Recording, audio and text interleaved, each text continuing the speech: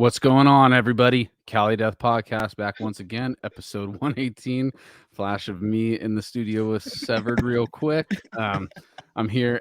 My name is Anthony Trapani. I am your host, and as always, I have resident homies with me. I got Joel Horner and Casey Howard is back with us this week, enjoying a fresh banana. Yeah. Yes. What the hell? Yeah, it looked like he skipped dinner and now he's nourishing himself. Plenty of This potassium. seems like a good time to have a banana. Yeah. Right. How do you guys eat a banana? Do you guys eat a banana like? Do you break if there's people around? Do you break it off first and then eat it piece by piece? Nah, dude, I just shove it in my mouth. Dude. I'm comfortable with my sexuality, bro. I am too, but I don't want people to live watch on some show, and then right when it starts, I eat it. Yeah, me too. I wait till like everyone's looking, and then I look at them. I make eye contact, and I just go as deep as I can. Why not, dude? As long as you don't gag, you're all good. Tonight we're joined by a dude who's been on my radar for a very, very long time. We've had some cordial back and forth back in the MySpace days. You probably don't remember that, but I remember MySpace. Hell yeah, dude. Cameron Argon is with us tonight, dude. From Big Chocolate fame, from Disfiguring the Goddess fame, Commissioner fame for me personally, because I heard that project as soon as it was starting to boil over. But yeah, dude, how are you, Cameron? Nice to have you on the show, brother. Better than good. It's great to be on the show. Hell yeah! I dug the intro. I was like, yes. Let's get. My camera was off, and I was like this. I know. I saw you down there in the corner, just going like. You can see me. Yeah, I could. Real quick, I'm gonna probably have some internet problems tonight, guys. Sorry, I'm gonna freeze up probably, but also I have light problems too, dude. So everything's just fucking falling apart for me over here, and shit falls down too. Your light falls down in the middle. I would not be surprised if something falls on my head this episode. But yeah, dude, Cameron, dude, you came across my radar a long time ago. There was, the vocal showdown things that were going on in MySpace. Hell yeah. I also heard from you on a Faceless tryout video. And then my best friend, longtime friend that I've started doing this shit with, Dan Kenny, is a mutual friend of ours. Yeah. we were roasting him hard before the show started. Pre-pod, we were going to bring it up again. Yeah, dude. So we should have been Dan Kenny. We should have been closer friends a long time ago, dude. But I've known about you for a long time. I'm a fan of your work, and you have a brutal fucking throat, and you have interesting brain when it comes to arranging the music that you make. And I back all of it, brother. Thank you. Even the Big Chocolate stuff, dude. I mean, I know we're on a death metal show, dude, but I'm a hip hop guy. I like EDM. I like dance music and all that shit too. So the Big Chocolate stuff always was interesting to me throughout the years too. But it's got to be 20 years now that I've been listening to stuff that you've been putting out, dude. So. And I never forgot about Disfiguring. Disfiguring was always something that I was always excited to hear. You were putting new stuff out, and it always intrigued me and was interesting from the very beginning, dude. Hell yeah. Thank you very much. No doubt, dude. I got the demo. I got the demos on my iPod still, and I was rocking those from the beginning, dude. So that's one of the main reasons why you're here, dude, because I never forgot about you. Hell yeah. Well, I'm happy to be here. And I'm very excited about this. I'm very excited about this new EP too, dude. I mean, Carnival is a 20-minute brutal onslaught. I know I said brutal onslaught as a way of describing Disfiguring, but it really is a very welcome ear beating for 20 minutes or so, Hell yeah. Thank you. I think it's a good addition to the catalog for sure. It's like I made a video about this recently, but I actually wrote it a long time ago. Okay. It's like I wrote it in 2015 after doing a couple records, after doing Deprive and Black Earth Child. I took maybe like 10 months off and then started writing that one. So It kind of has like this like it's kind of like an evolved form of Black Earth Child in the sense that it's like still kind of ambient and very dark, but it's way more it like kind of exchanges some moodiness for more brutality, Right. you know. Right. And I mean it came across really well in the mastering. I didn't do any of the vocals. I did all the vocals last year, and the vocals I thought were like real gross on it, real sick, you know. And yeah, thank you. Yeah, So dude. No, it feels good to have it off my chest. Like I would like, do I finish this? Do I that's not? actually yeah, that's one of the main things that is the biggest relieves in an artist's journey is creating something, making it solid, and then just putting it out into the world. And then it's like, oh shit, now it's not just mine, it's everybody's, and it's gonna go do its thing now, you know. Definitely. Oh yeah. I mean, that's a huge part of things, and it's funny. Like you're referencing some really old stuff, which is great. Like the vocal videos back in the day, and like I was kind of thinking about these recently because vocal. There we go. Like that. Yeah, you'll out when I was like, where'd everyone go? No, that's the silent production aspect of the show, dude. Every now and then, if you're gonna go into something, you're gonna get zoomed in on, dude. Just okay, cool. Try and ignore it. All right, cool. Yeah. You know, now doing vocals on like a video format online are so common. And you mentioned the showdown too. Like shout out Vinkus. Like I think he was the only other person I saw on YouTube that was doing it. Maybe, you know, maybe there was someone else, but I think he was like kind of the main guy who was like doing it.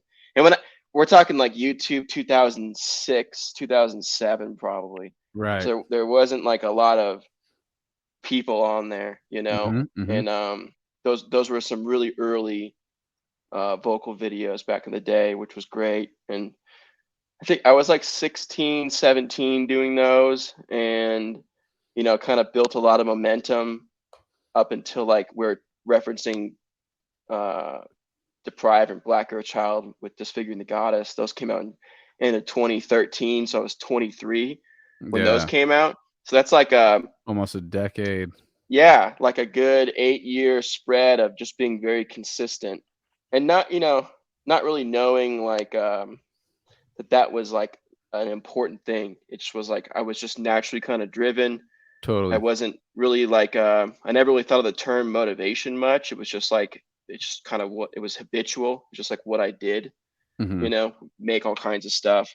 That's actually how I got into electronic music too. I got a computer to record my bands or record bands or demos or whatever, and like instantly was just like making electronic music, and I couldn't stop making random stuff. Hell yeah, dude. And before you move on, Cameron, we didn't do any plugs, and I know we just got off and started talking there, but we usually plug some stuff on. we plug at the top of the show just so everybody who's here sees it. For us, Cali Death Pod, or first, battleforgecoffee.com, the homies, go support the guys in Deeds of Flesh. That's cool. Yeah, dude. They make coffee. Yep, they got a coffee company. They got swag for that coffee. And your BPM. Totally, dude. Don't. What is it? What did they say? Don't go into battle without Battle Forge coffee. I don't know. I forget their fucking slogan. I should know their slogan if I'm going to plug them at the top of the show every time. But yeah, dude, you're fresh. Go support those. The homies, dude, for sure. And then for us, CaliDeathPodcast.BigCartel.com. Never have a picture to show you guys on video every time we say it, but go there, you'll see pictures. 2 shirts we got up for sale, the OG logo and the 2-year anniversary zombie full color t-shirt. Go support us there if you want to. And I dig that logo. It's very Cali. Hell yeah, dude. Thank you, brother. You guys should make board shorts. Dude, before we do board shorts, we're gonna be doing flip-flops, yo. Yeah, probably better margin on those too. Yeah, it's actually kind of expensive to fucking do flip. You gotta have like an in somehow because I don't want to do the fucking $5 pair. And then you're fucked. Then Yeah. that means they're gonna be $200 a piece, and we Your can't heels do it. are gonna rub it off after wearing them 4 or 5 times. No, I want to do it like a legit fucking small batch with a legit company. We'll eventually do that shit though. Like with a bottle opener on the back, you know. Oh, what up, dude? Hook it up with like reefs or something or rainbows, you know? Right? Yeah. That There's like a grip on it. They're like so tactical. sick, dude. Little leather strap. Little built-in speaker so you can listen to your podcast on the beach, dude. Jesus. You can plug it at the beginning of every Cali Does podcast. Like, we're all wearing them. Yeah, dude. That's what's up. They're sick. Dreams are dreams, guys. One day they'll be a reality though. But for you, bro, Cameron, where do you want people to go for Big Chocolate, Disfiguring, and all that kind of stuff? You should go to my website. It's called www.cameronargon.com. CameronArgon.com. Boom. All your that's the center hub. It's a sick website. I made it myself. There you go. Everyone's no Squarespace. No Squarespace action. It was all you. Pure HTML and JavaScript. Oh shit. Getting real with it. I even put a sick website. I put a comma on there too, just to compliment the Yeah, click that link. See where it takes you, dude. www. comma. Dude. I mean, the comma's funnier than the 4 W's, dude, for sure. That website rules. It's Hell a sick website. It's got like a couple links in it or something. I mean, check it out. Like it's just really efficient. Loads really fast. You know. Everything you want's right there, dude. It's the philosopher's stone of websites, dude. Yeah, it's like a cool way to like check myself too. It's like, what can you put on your website? Like, if you don't have anything to put on your website, it's like you better go make some more stuff. Yeah. It says is it actually there? Is it? Yeah. Okay. www.cameronargon.com. Do I have to put the www because it says it's park free courtesy of GoDaddy. Why don't you make sure you're spelling? Try the www. Yeah. And it said it can get a laser diode, gas, or gas suppliers. This website. Cameron's like, you have to do www. That's so weird. Yeah. Oh yeah, damn. Yeah, this is right. fucking. This I'm is on technical, his website dude. right now. I can see. Yeah, This is technical, isn't that a sick website? Welcome to my website. Damn. Welcome to my website. Nice. Just got like a good about. Yeah. A good like just says what I do and I've done, and you know. There you go. I got a book recommendation list, which is pretty sick. Oh hell yeah, dude! I'm down with that. Yeah, I really am down with that. I'm always down with what people are reading. So this is the website. See it? I could tell what you've been reading by listening to reading some of your lyrics, dude. I could tell you're definitely a Lovecraft fan. Oh yeah, always been into it. How vague he is about everything. Totally. That's what I like about like metal lyrics. It's like you could like barely talk about something and make it sound great, or like totally, dude. And yeah, it's like a badass video game or something. And it's super cool with like what is left to be revealed, you know. If anything will be revealed, and that's kind of like how Lovecraft is when you read, and you're getting these descriptions, but you really can't fully encapsulate or bring the image to the brain while you're reading it. Like with Cthulhu, you know, it's the word that you can't describe. It's the man you haven't, or the thing you haven't ever seen. You know, it's like he's trying to hit these vibes of unknown, real unknown aspects of life, like something that we never experienced, you know. Yeah, I think writing stuff creatively in English is cool, especially on these types of themes. Like I always make up words. Like I think on Carnival there's a line that just says like Franken son of mine. Just made it up. Yeah. And I like the interpretation effect too. Right. Like especially with the use of samples, people are always asking me like, does that sample say this? Or like, does that sample mean this? And like the answer in a way is always kind of like yes. Yeah, that's what it means, you know. Because I heard this dope quote from James Hetfield. I read they have an autobiography on Audible that I read last month, and it was sick. And I was watching some Metallica stuff on YouTube interviews and whatnot, and he said this thing about how each song could have like Sick Drummer Magazine, shout out, love that. Oh yeah, I've been watching that stuff for a million years. But he said this thing about how each song could have like 30 million or 300 different interpretations, and how they're all kind of true. Mm-hmm. And I'm like, I've always felt that way about music, and especially the music I make. I like will make things to resonate with people differently. You know what I mean? Like they might come from some place in me, but I want whoever is receiving it, I guess, to like have their own kind of experience with it and their own interpretations of it or triggers in it. You know what I mean? Like, especially with the samples and stuff, you can really kind of like trigger some interesting kind of emotional responses by still using like heavy music, you know? You want to know, I'm going to give you a personal thing that happened with me and the song. I've told both these guys to listen to the song Below the Water on the new album Carnival, and what that song did to me was immediately put me in a reoccurring dream that I've been having my whole life, which is being underwater and being able to breathe. But what I was feeling from that song was like being in that same place in the deep that I'm always in that dream, but seeing this unknown kind of weird submarine going by me, and that subtle sample that's in the background of that song really sounds like something like a submarine would be echoing through the depths if you're down in the dark and see this weird fucking alien type submarine going by, you know? That's awesome. So is that what you were going for when you did it, or was it just like a fart noise that you slowed down?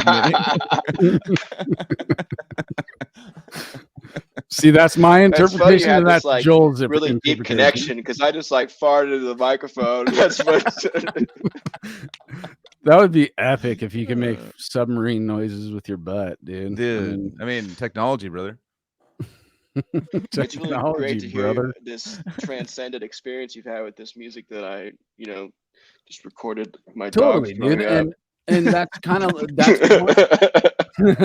that's really one of the exciting aspects of getting you on, is because we've been in the game for this long. It's fewer and far between to have a real connection with certain things that come along the way, and I had that natural connection with Carnival, just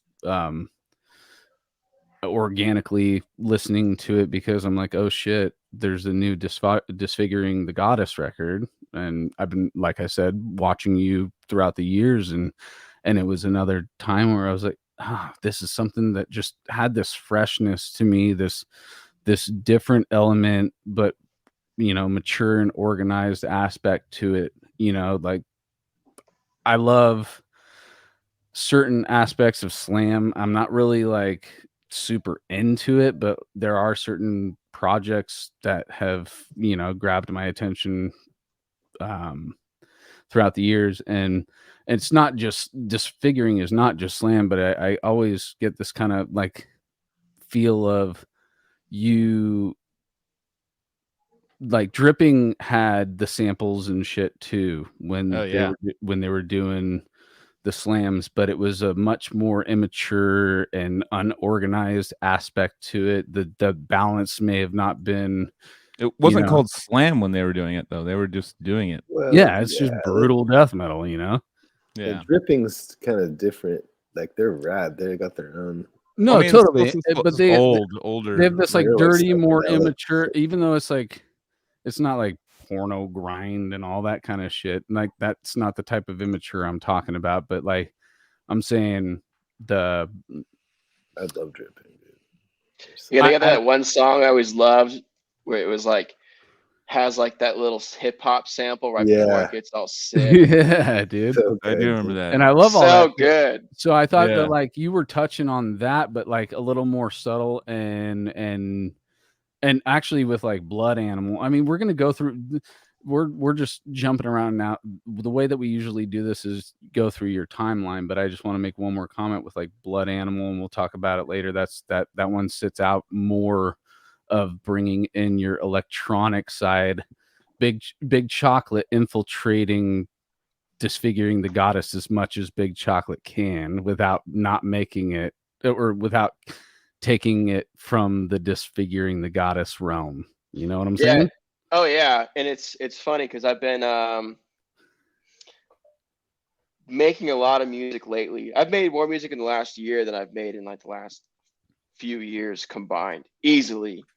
Mhm. And it's funny because I've also been like really busy, just focused, you know. And I look at a lot of things systematically too. I just have like a good system right now where I know how to feed the machine, and I get what I want out of it, and you know, I make adjustments based on what other results I want to get out of it. But there's some new Disfiguring that's going to be coming out this year, and it's the mastering to me has always been a big deal. And depending on like Blood Animal and Soothe, I self-mastered. Sleeper, I self-mastered, but the rest I've gotten mastered, and they've all had like they all come back differently. And could explain a little bit more how I like anticipate that and go for that. But the new one, I'm waiting to get the masters back. That's usually when I get the proper feedback and when people actually like, oh well, like this is because it's kind of what I'm intending when I get it mastered, especially on this next record. But I'll send it to people, and they'll be like, what is this? And I'm like, it's Disfiguring the Goddess. Like, how does this not sound like Disfiguring the Goddess to you? But them saying that makes me think like, ooh, wow, like you might be pushing it. But I like that whole thing, like you might be pushing it, that whole like inner dialogue of like telling myself to do something specifically, or like, you know, you're guiding, you're thinking too much. And I always disregard all that.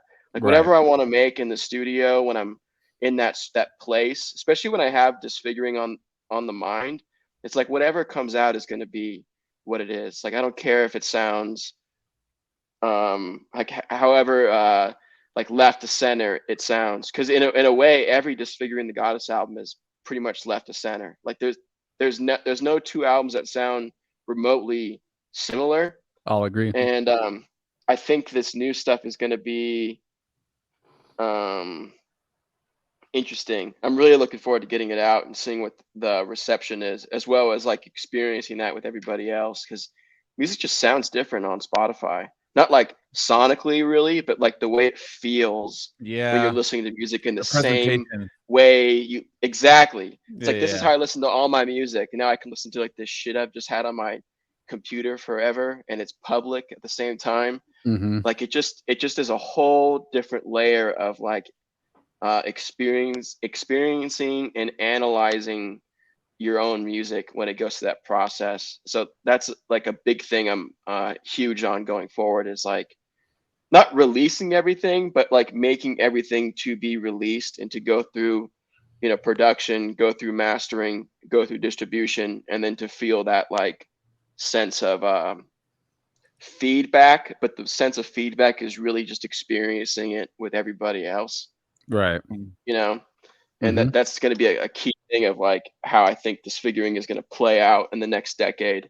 And by decade, I mean like the 2020s. Right, you know? right. And, Killer, dude. That's rad, dude. So yeah, Cameron, let's start this thing off the way we usually do. We like to know about your childhood a little bit and how we go back in time. We like to ask think about that time in childhood where you're sitting and something's playing in the house, your parents are bumping a record or something, and it grabs your attention enough to where you're like, wait, what what's going on over here, and you start listening. Um, Maybe not that exact situation, but you know what I'm saying. Like, where the earliest memory where you had a connection with music, other than it just being in the background while you're doing shit. well, my parents have always been really heavily into music for sure. Especially growing up, we had like a pretty good stereo, and they had a great record collection, and it really varied taste. My mom like kind of grew up loving like new wave music, and my Same. dad grew up like listening to like, I guess, rock and roll, like classic Mhm. rock you would call it now. And you know, they have a lot of varied taste within that. Like, you know, I guess we call it like adult alternative now. A lot of stuff like that. A lot of great '90s music, a lot of great '80s music, and yeah, I guess like a little bit of kind of everything. Like a little bit of soul, a little bit of folk or country, like a lot of rock, and you know, kind of, you know, a lot, like a, you know, the, especially growing up in the '90s too, like a lot of the '90s type music that would be kind of natural to gravitate to if you were like coming from like a new wave background, you know. Yeah. um some of like my earliest memories with music had to be like ELO, El Dorado, that album. That was an album we'd listen to a lot. It's just so theatrical and so good with kids. Like the first two tracks, the way they flow and the way they are, and like the album cover with um, the Wizard of Oz on it is like so like it's so memorizing as a kid. Like that stuck out. It was scary because it was like the, you know, the witch's like hands on her shoes, and it had these like deep voices in it. So it was kind of scary to listen to, but we listened to it a lot. Yeah. We listened to like random stuff too, like, you know, like Irish music or whatever. Like we grew up listening to a lot of Enya, which I think has a huge influence on like the atmospheric, ambient sides of Disfiguring. Mhm. I grew Away. up listening to like a lot of like Sail Away on repeat. What about I remember Enigma? like being pissed when I was, oh dude, I love her albums. Like here's something funny too. Yeah. When music started getting digital and like we started getting iPods and stuff, my mom would have me like convert CDs to MP3s, right?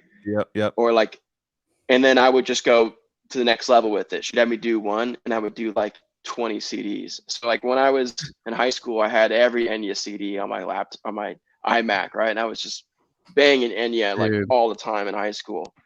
What a trip! Like she's that's a such a crazy trippy. recording artist. Yeah, that's definitely a trippy thing to get into, because I remember like I like got introduced to it through a reading class in high school where she'd put on Enya, and then just everyone just quietly read your books, like while Enya's playing in the background, and that was like had this kind of like getting a massage, floating away kind of feeling, you know what I mean? And it always put everyone like in the mood. Totally. Like everyone just got it and like, all right, well, we'll go ahead and read. You know, like everyone like just it quieted everyone down perfectly. It was great. She's amazing. Like there's really no one else really like her. Her music just like reaches, especially when you get like into her catalog and go through her albums. It's like, you know, just like the different way she takes it. There's stuff that's more like folky, but it still has like this new age kind of like production about it. And I remember being in like painting classes and like, I guess it was like late middle school, and like my teacher would let us like slip an ear pod in, or like an iPod thing in, and I'd just be like blasting Enya in there, just be like in this you know, in this world in my head, just like sucking at drawing, you know. I'm just thinking about the whole time. I'm thinking about the task of all you youngins aren't going to know about this, but if you couldn't find it on iTunes or whatever, and you wanted it in your iTunes, you had to upload the disc. And when you upload the disc, sometimes the information wasn't fucking right. So you'd have to go in there and manually edit everything so it would come up right in your iPod, and so you could find it easily. You know? Like negative burn a CD. So doing 20 albums, you might have fucking 12 of them that you have to make edits on, and you're like, fuck, dude. It ends up being this hour plus long process, you know. Totally. But it was so worth it because once you finally got it in the iPod and you unhook it and look and you're like, oh, dude, I can find that easily. It's in the right spot. Yes, I did it, dude. Totally. Definitely. I like the like the Chili Peppers. My parents played a lot too. Classic albums. And What's your favorite Chili Peppers record? Because I have a weird one. I can't remember. I think I like Blood, Sex, Sugar, Magic. Yeah, that's probably it. That's one of the earlier ones, right? What is that? I don't know. I think it comes after Californication, doesn't it? No, it doesn't. Or is it right before it? It's before it. It's like that's like 95 or something. I think. Oh, here we go. Yeah, so it goes Uplift, Mofo, Mother's Milk, then Blood Sugars. Then it was Ian's always there for us, dude. I know, thank you, Ian. I think it was Blood Sugar. Or, I'm sorry, Californication. After he's taking the professor spot tonight, guys. Yeah, young Ian. I like the album that Ian, what's the album with fucking Dave Navarro that everyone hates? That's the one that I actually really like because I got into it. I got into them at that age when that album came out, and it's nostalgic. It's not better. It's just nostalgic. You know, it's like has a fun story behind it. It reminds me of a certain time in life and has all the thing going for it. But it basically, I would say Blood Sugar. I mean, it's got fucking like what Under the Bridge and all that shit on it. It's like you can't really fuck with that, you know. So good. Have you read his biography? No. Scar Tissue. No, I haven't. You should definitely read it. It's like I've great seen biographies. I've seen like the ones on his life and shit on Anthony Kiedis and on Flea and stuff like that are fucking, and also the fucking guitar player. Did you see that? There was like a video of the guitar player where they're like kind of telling him like, dude, you gotta stop doing heroin. He's like, I'm gonna keep doing heroin. Fuck you guys. It's like he's sitting there strung out. God damn it. I can't think of any names when I drink, but John Frusciante. He's sitting there just he looks like a skeleton, like he's probably weighing like 90 to 100 pounds, and he's just like a skeleton. He's like, nah, I love this stuff. It makes me creative. And like an MTV interview, he's like going like, I'm gonna keep doing heroin, dude.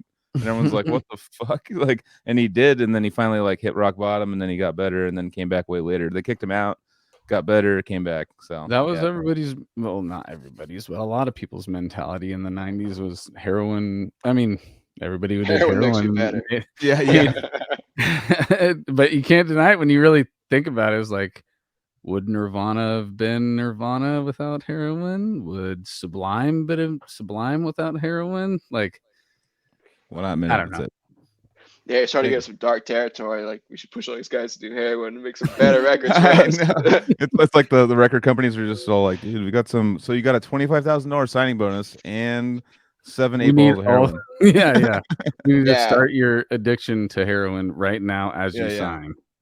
I can see like a new Atlantic meeting. They're like sitting around. This young guy comes out and he goes, I just read a couple books over the weekend. I got this great idea. Do you guys want another Alice in Chains in the world? Well, let's find these guys from this, this rainy city, and let's get them addicted to this stuff. Let's shoot them up. Yeah. There's already no vitamin D because it's always foggy. There's no sun. So let's give them some heroin, double down on it, and they'll fucking get extra dark and fucking heavy. Dude, that's that. Okay, let's just go into the weeds on that just a little bit. Like, what would it be about heroin that would make people creative? Because to me, heroin just sounds like you just want to fucking your couch lock like a motherfucker. Well, for me, I mean, I got for like 6 months of my life, I was addicted to heroin. I'm just kidding. To Norco, to like Norcos and like opiates and stuff. Like back in like 12, 13 years ago. And man, it's euphoric. So you just have. That's the word. It's the best drug. It's the best drug. It's the best drug for a fucked up drug. It's the best one because you feel great and you want to do things and like everything's positive. But the thing is, there's other times like when you're not on it, then you want to like fucking be a asshole and fucking be cranky and stuff like that. But when you're on it, everything's just like amazing. It's like that's why fucking every American, like 1 out of 5 Americans is addicted to it because it's like it's confidence, it's delusions of grandeur, it's all these things like mixed into one to where you just feel invincible, I guess, and maybe people just do great when they feel like they don't have fucking anything in their way. It's weird. I mean, for me, it actually worked in the weirdest way because I was like, in the time that I got into it, I got really into online poker, and I was murdering when I was high. I won Oh this. my God. No, I won this like competition. It was like with 3,000 people. I won like because I was just like, and I wasn't even that good, and I just learned how to play So like maybe 6 here we months go. before. So far, guys, if you want to write good Best poker music, face do ever. heroin. If you want to fucking win at poker, do Norcos. What else, guys? No, it's a terrible drug. But because it starts off awesome and then it ends terrible. So it's like, you know, if you want to do like 2 Norcos a year, that I agree with that. That's fun. Sounds like a fun night, whatever you want to do. But like if you want to like get like a bottle and like have it be your daily thing, then that becomes tough. You can even like simplify it to just be like anything that makes you feel good, like inspires you to be creative because you feel good, like, you know, that's it. whatever. Right there. That's it. Yeah. Like just so it's just an extreme version of that. It's like drugs make people's dopamine like squishes your gland to like squeeze dopamine in your brain. You're like, oh, I feel great. I can create now. Yeah, Casey's right. If you can be happy and do stuff, you can be like on a good positive wavelength all the time. You could probably constantly make crazy stuff, you know? Yeah, but that's a candle burning at both ends because eventually you're gonna get to a point where you can't even get happy with that shit, you know? And then you're gonna. But like I really anything think the could be like, the solution has got to be battle ready coffee. Yeah. Shit, I didn't have it. Battle God ready damn coffee. it. Do you good? Yeah, I didn't have it ready. Ready, dude. Bean, dude. That's how. That's actually. I clicked the back wrong that one. like a motherfucker, dude. Caffeine will never. Caffeine is one I'll of never them. say anything It's the bad about best. caffeine. Caffeine is actually awesome. I tried some morning. coffee concentrate yesterday by itself. I was like, yeah, dude, this tastes good. I'm fucking getting jacked. On the way home, dude, I almost shit my pants, dude. Dude, I love the feeling when I drink so much coffee. I'm like, when you use that term jacked and caffeine in the same lines, I'm like, this is what life's all about. Sign me up, dude. Yeah. I get to go for this every morning too. Every morning I wake up, it's just like it's totally normal and functional for me to just go hard in the coffee, try to get jacked. You know what I mean? Feel like just get all jacked on it. I know that with anything though, caffeine's the same as most drugs where it's if you're doing it every day, I think it becomes more of a psychosomatic thing because you're like, oh, this is my ritual, but it's really not giving you any energy because your body's like, okay, we're doing the same amount every day. Like I get it. Oh it's yeah, anything crazy. totally. Like, yeah. So if you do like, I remember one time I went. There's in kind of Northern California and up in kind of the like Seattle and stuff like that. They have Dutch Brothers coffee, and they have this thing called the ER 911, and I would get that. The first time I had it, I was insane. Like I was like a different person. I remember I was annoying everyone around me because I was so jacked. I was so jacked. That was like I was like dancing. We went to like a public like grocery store and I'm like dancing in the aisles. I'm like, yeah, but like I was like a fucking meth Sounds addict, like they're just serving cocaine at Dutch Brothers. Dude. Yeah. But then I had it again though, and it wasn't as good. Yeah, I'm like, yeah, let's buy this. Yeah, fuck like, it. I'm like, you won't shut up and you won't stop dancing. That sounds like cocaine, dude. It doesn't sound like caffeine to me. They're just all like sprinkling a little bit in there, a little Salt Bay in there, just fucking a little Salt Bay. There's a dope book you should read about caffeine. It's called Caffeine, and it talks about like the kind of the plant and like a lot of the historical origins of like how all these coffee plants are coming from like one OG plant at some point. Ethiopia, dude. It talks about how they brought from Ethiopia. They brought it over at the time that it was punishable by death to smuggle coffee out of that country, and he still got it out. They brought it to Europe, and then they brought it to South America where it flourishes. And like I think in the book they were talking about how like it's the one plant that kind of just like controlled human beings to bring it to a place where it would really flourish. Dude, you ever seen that? It talks about how it's the world's biggest drug experiment. You ever seen that meme with like once you get off of it, that's when you can kind of get that clarity from it. And the guy who wrote it did that. And when he was like clean from it for like a couple months, he tried it again. Went to a cafe and got like that good stuff at a cafe, and he said it was like a borderline psychedelic experience, and he just was like really observing the true effects of caffeine, and he's just like everybody's on this stuff all the time, like they don't even think about it. It's just like it's just normal. It's the only drug that's written into contracts, dude. I mean, I love it. Literally a coffee should be. break. It's awesome. You kind of contracted. You got coffee break in your contract, dude. No, for Yeah. sure, dude. And it really is like It's the birth of society as we know it. Like before coffee, there was no evening shifts or night shifts. Like everyone just worked during the day and they went to bed when the sun went down. And coffee comes out and everyone's like thinking and doing shit all night and stuff. And now we have airplanes. Yeah, You know? Yeah. for sure, dude. It is It's pretty awesome. wild. Yeah, And the yeah. way you Coffee. just laid it out, where it's like, because I do like to think about the mental conversation or telepathic conversation between plants and humans, where that plant told the human to do this. That's how they say it happened with ayahuasca and all that kind of shit. Like the plant told the tribe that put this together and you'll have a blowout experience.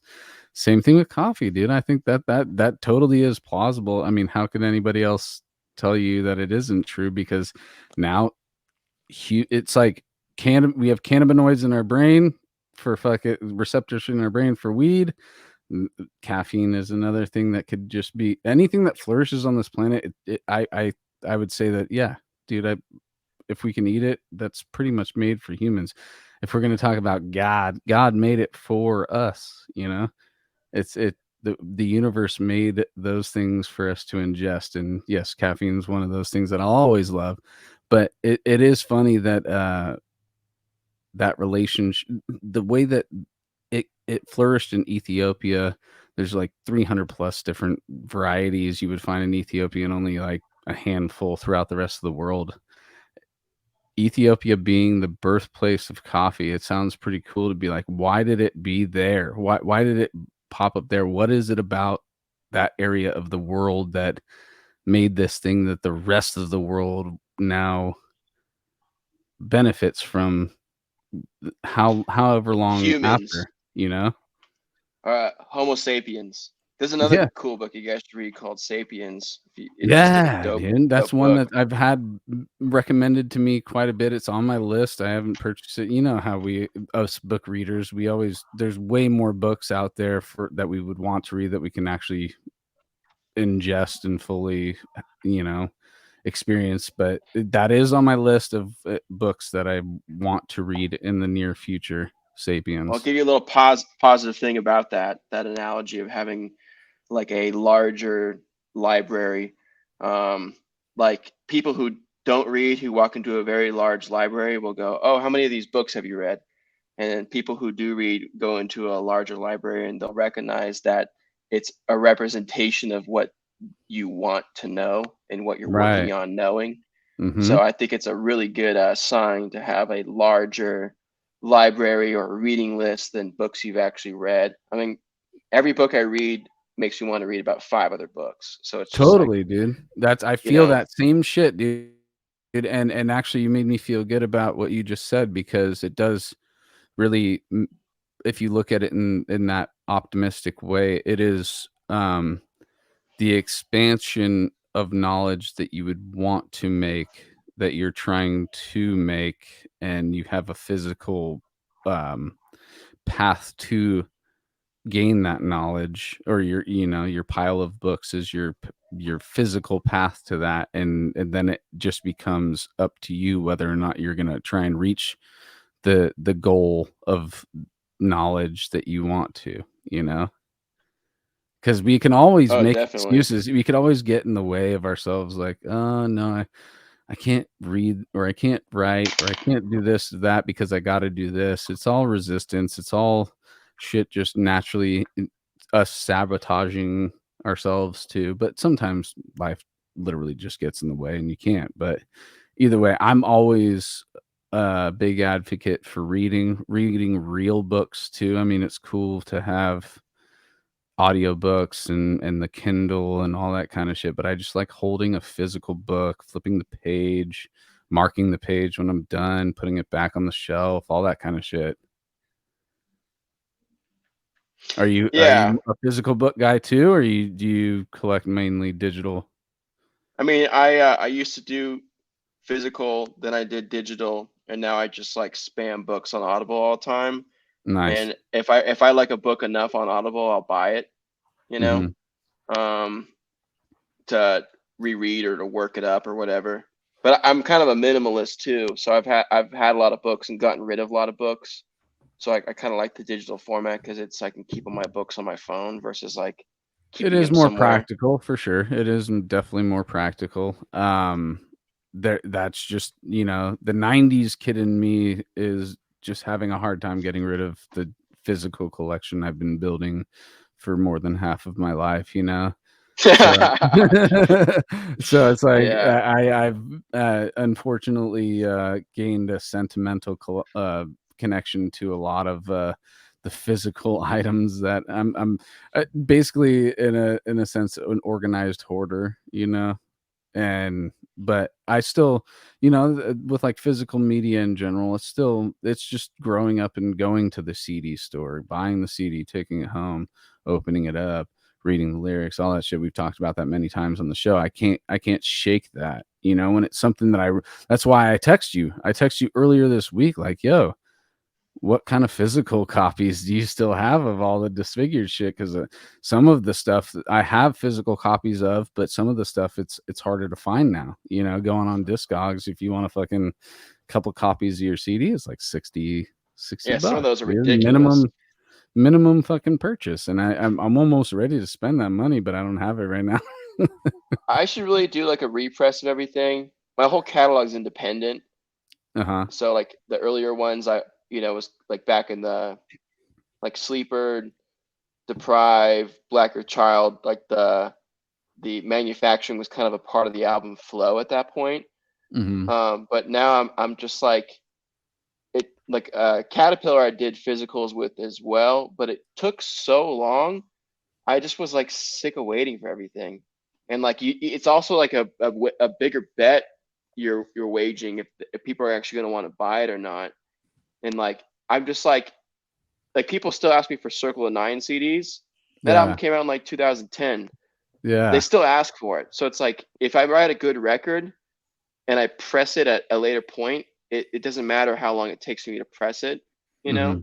So I think I will do in the next decade, do some more pressing. But to me, like the big thing is doing the music and getting that flow moving and that machine oiled and moving, and then I can do things later down the line to fix them. But the music I don't really skip out on. But That's the first and foremost, obviously.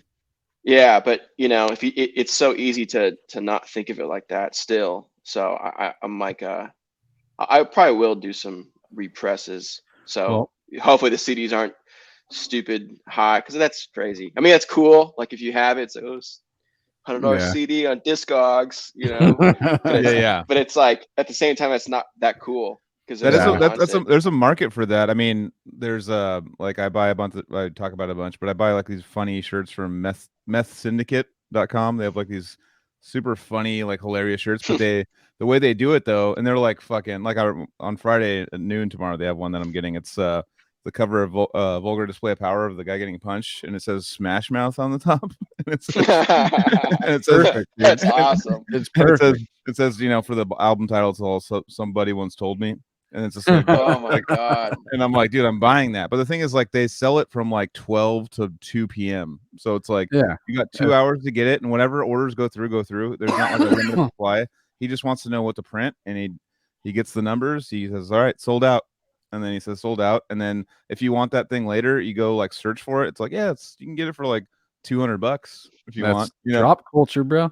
That's literally that's the way around all the shit of like, you know, how things are so easily accessible on Spotify. You just the new album came out this morning. All right, let me just in bed with one eye get it real quick and listen to it. You know? Yeah. It's like right now it's like there's got to be. I mean, it sucks that that's the way that things have to go for bands to maybe make money, but it seems like there's these weird kind of ideas, like, you know, there's Hemorrhage that we had on that just literally has a bus that has their whole setup in the like live setup in a bus, and they pull up in front of venues and they play shows, and everyone's like, this is fucking sick. And I'm like, that's thinking outside the box. They're not signed to any record labels. They don't have to deal with any booking people. They don't have to deal with any promoters. They just pull out until the cops tell them to go away, and they have like a QR code on their fucking bus, and people like can get a hold of them and shit. And it's like, oh, damn, that's fucking smart. Like, you know, like things like that, where there's like things that are coming out and different ways of thinking on you know, distributing music or playing live music that are like with the Spotify Completely culture. agree.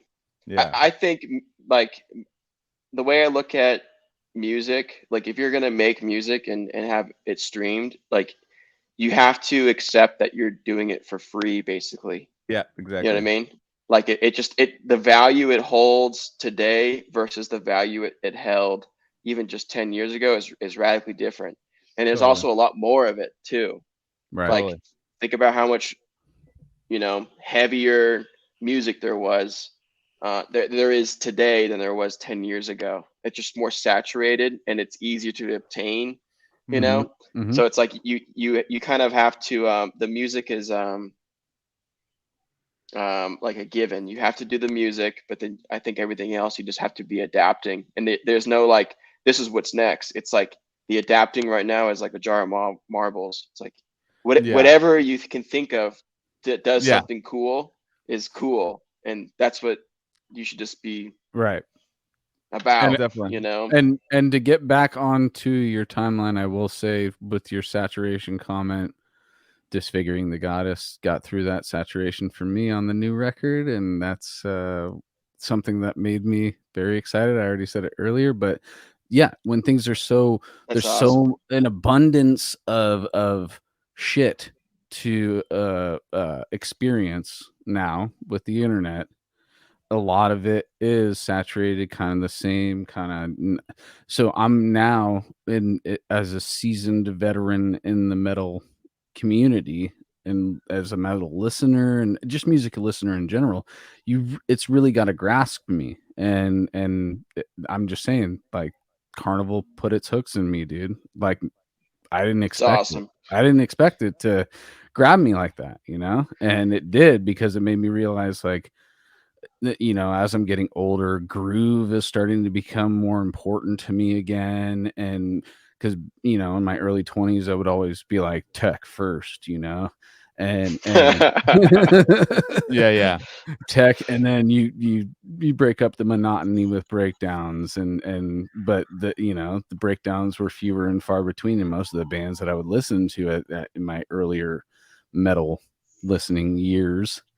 But now, as an older guy, I'm like, I fucking like to shake my hips, dude. I like to fucking move my body, and I like to find music that makes me do that involuntarily, you know? And I got some things to comment on that for sure. go for it. And I got one point that touches on both Disfiguring and Big Chocolate, but Big Chocolate and Disfiguring's quest in this is almost like flip-flopped. It's really weird. So the first thing I'll talk about is I try to make a lot of the music right now I'm making to have like a background listening vibe to it. Like and that is not just like with the songwriting, but it's also with the way it's mixed and mastered. I want you to be able to kind of put it on and like not you don't have to pay any attention to it to be able to enjoy it. You know what I mean? And you can pay attention to it, of course, and get into it and you know, use your imagination and visualize all that great stuff. But like you can also just put it on and have it just be like a buzz, you know, that putting off that vibration. It's not too harsh. It's just like it has enough dynamics to kind of like fill the room on like any volume. It gives I the listen to atmosphere everything on my a phone. I pulse. listen to everything on my computer. Like if it doesn't sound good or feel good on my computer, then I don't care about it. It's know? like like a psychological move. I mean, you're Big Chocolate, so you're probably in with big pharma, you know. Fucking sometimes. What the Yeah. I would say Big chocolate, big it's also chocolate. big I would be psyop. like, I would say big candy or big sugar Big or something, not candy. big pharma. I couldn't like to think of refer to anything myself as funnier. Big psyop. Big psyop. Oh, like, And sorry, with Big Chocolate, I do that especially like on my latest record. It's called Dubstep for Moms. It's like meant to be kind of a background album. It's an hour long. Every single track is in the same key, and so you could shuffle it and it will kind of always be like on that wavelength still, and it's just excellent background music. There's a ton of headroom on the mastering. It's sick. But I did bump a few songs off of that album and others that were that I was able to find for your Big Chocolate project. I remember back in the day, I don't even know what song it was, but I just remember I don't know if it was you or somebody who you sampled, but they had said like Big Chocolate in the beginning of the song. It was like Big Chocolate, chocolate, chocolate, chocolate. yeah, Do it's you old remember school. what song That's I'm talking awesome. about? Yeah. I think it might be called King now, off an album called Chocolate Bra from 2010. Yeah. But so I'll talk about where I see Big Chocolate fitting into this, but I'll talk about Disfiguring too. Yeah, Like you didn't I get on feel that. like, and I don't. This isn't like the things. Everything I look at in terms of the music I make, I'm looking at as a contribution. You know, and I look Mhm. at. I'm influenced by other stuff in the sense of like where I know where to contribute.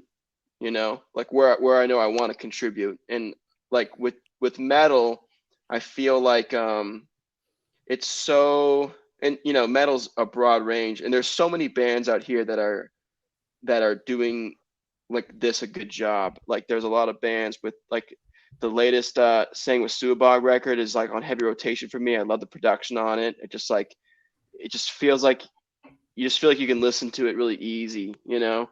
And Right. but there's a lot of stuff out there that is not easy for me to listen to, and like I could barely listen to it for like 10 seconds before I'm like, this is not what I want like Yeah. playing around me. And it's not like whatever, it's not even about what I'm hearing, it's about like the dynamics of how I'm hearing it.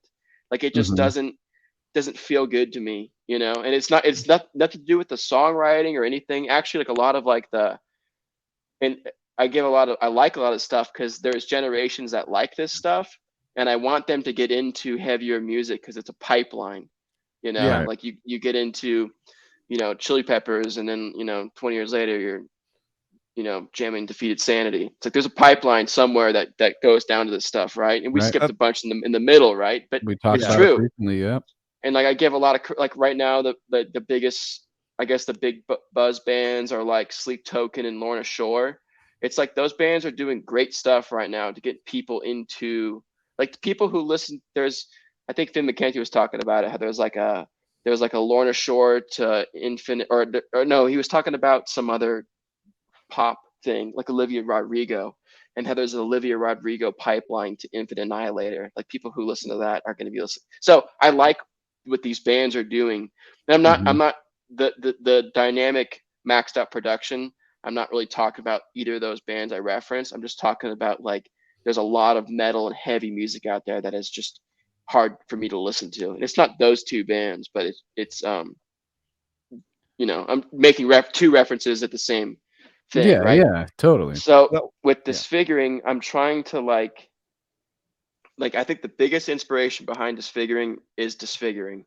Like I just love like the mindset and like the vision I have for it, and that's always more inspirational than other things going on. And yeah, I'll pick up things, but most of what I hear in the music is stuff that I would listen to when I was like, you know, the stuff I still listen to, like Static X or Soilwork or Old Man's Child, you Nice. know, like Okay. that kind of metal stuff, you know. Mhm. I feel like is still, I really see those influences in the music still.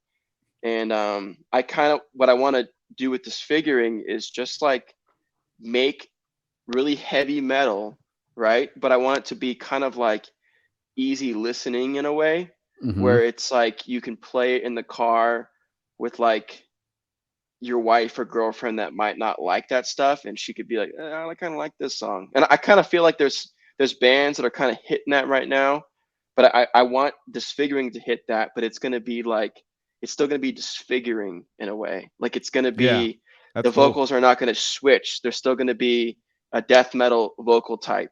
You know what I mean? And I Right. think that's a big differentiator between Disfiguring and a lot of these other bands is the vocals. If you compare vocal types, like the vocals in Disfiguring are more similar with like death metal than they Right. are with like a deathcore style. Mhm. And Mhm. I've never felt, I tweeted about this the other day, I've never felt like I've been writing deathcore, but No. I've always been kind of getting that tag. And lately I've been really embracing it because there's a lot of action going on in that tag, and a lot of like great bands and great there's a good culture being built in it right now.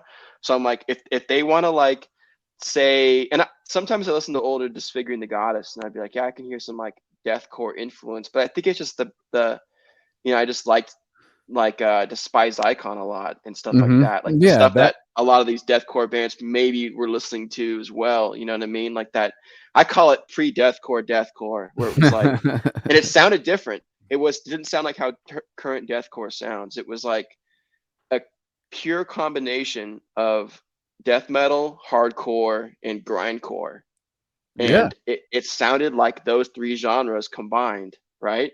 And then at some point, it didn't sound like any of those things, and it sounded like its own thing, a new thing, and that's when it was also being called deathcore. And I was like, I'm not sure if I like this. Like I like you were saying, I want to like move my hips, I want to groove. Like sometimes I listen to deathcore and I feel like I'm on like a bad roller coaster where I'm like, this isn't even fun. Like I want to like get locked in and just like have it run. And death metal does that for me. Like a great Morbid Angel song that's just like long as hell, but it still has like good structuring to it, and the double kicks are just like running, smooth. And I'm just like very smooth, has a groove to it, and has smooth. Yeah, exactly. Like that stuff I like, where you can get locked into that movement, where I feel like a lot of deathcore is like, I feel like I'm like watching Jurassic Park 7 in an IMAX theater. And I'm like, I don't know if I want to. I kind of want to just like chill and watch a movie. You know what I mean? Damn, dude, that's a fucking quote right there. You know what I mean? Like a lot of it feels like that. That's the perfect way to put it, though. Yeah. It's like you said, like a flooded market where it's just kind of just okay. Well, you're doing that. I mean, because before you were talking earlier about deathcore and stuff, because we just used to call it before when it was starting. It was hardcore. It was death metal and hardcore. Even if they were doing breakdowns or growling, it was like, oh, it's hardcore. And like seeing like how it's deathcore, and then deathcore became an insult. It became like you're deathcore, and bands were like, fuck you, I'm not fucking yeah. You know what I mean? And now it's like embraced as like, yeah, this is what we're doing, where it's deathcore. It's got death metal like vocal influences with blast beats, and it's got the hardcore metalcore breakdowns with the melodic lines in it and stuff. But go ahead, Casey. Was metalcore older than deathcore? Is that no? We talked to? Oh yeah, it's older. Yeah, it's older. Yeah, because we used to say hardcore and metalcore, and then deathcore to me was like the At the Gates mixed with hardcore. That was like the As They Lay Dying, the bands that had like the but the metalcore was, but it wasn't just that though. Like the melodic, it was like metalcore was like other stuff too, like singing or breakdowns or something like that. Yeah, it was melodic and singing. It was like the melodic riff and like a singing part, maybe over the melodic riff, and then like building up to a breakdown. That was like that was like the formula for metalcore back in the day. And so, but the deathcore, the difference is that it doesn't have the melodic part, or it's not based around that. I don't think deathcore follows a pop structuring either. Like I think a lot of metalcore had hooks, and I never hear hooks in deathcore. Yeah, that's just how nasty the breakdown can be. Is what deathcore, a lot of deathcore goes for. Is like who's got the nastiest. Like that's why Lorna Shore with that To the Hellfire song or whatever. I was like, all right, yeah, you guys got the gold on this for now. Like they have the standard right now, because I was like, I heard that and I was like, all right, well that's insane. So, but it's got like double kicks at like 300 beats a minute too, and and it's like in the breakdown, it's all like it's got like it's extreme. It's like they're mixing this death metal, like ultra fast death metal, with the breakdown now, and you're like, oh, okay, well I see where this is going. Like this is kind of like, at least they're changing it up, and it's just going to keep evolving. But it'd be crazy to see what's going to happen in about like 10 years. It all started with opening the gates, dude. That Morbid Angel. Yeah, it's that now. It's that, but it's like, all just like chunking. It's like chunking over that is what that Lorna Shore song's like. It's like yeah. That's an interesting thing I want to point out too. Is I feel like earlier I was saying, like if I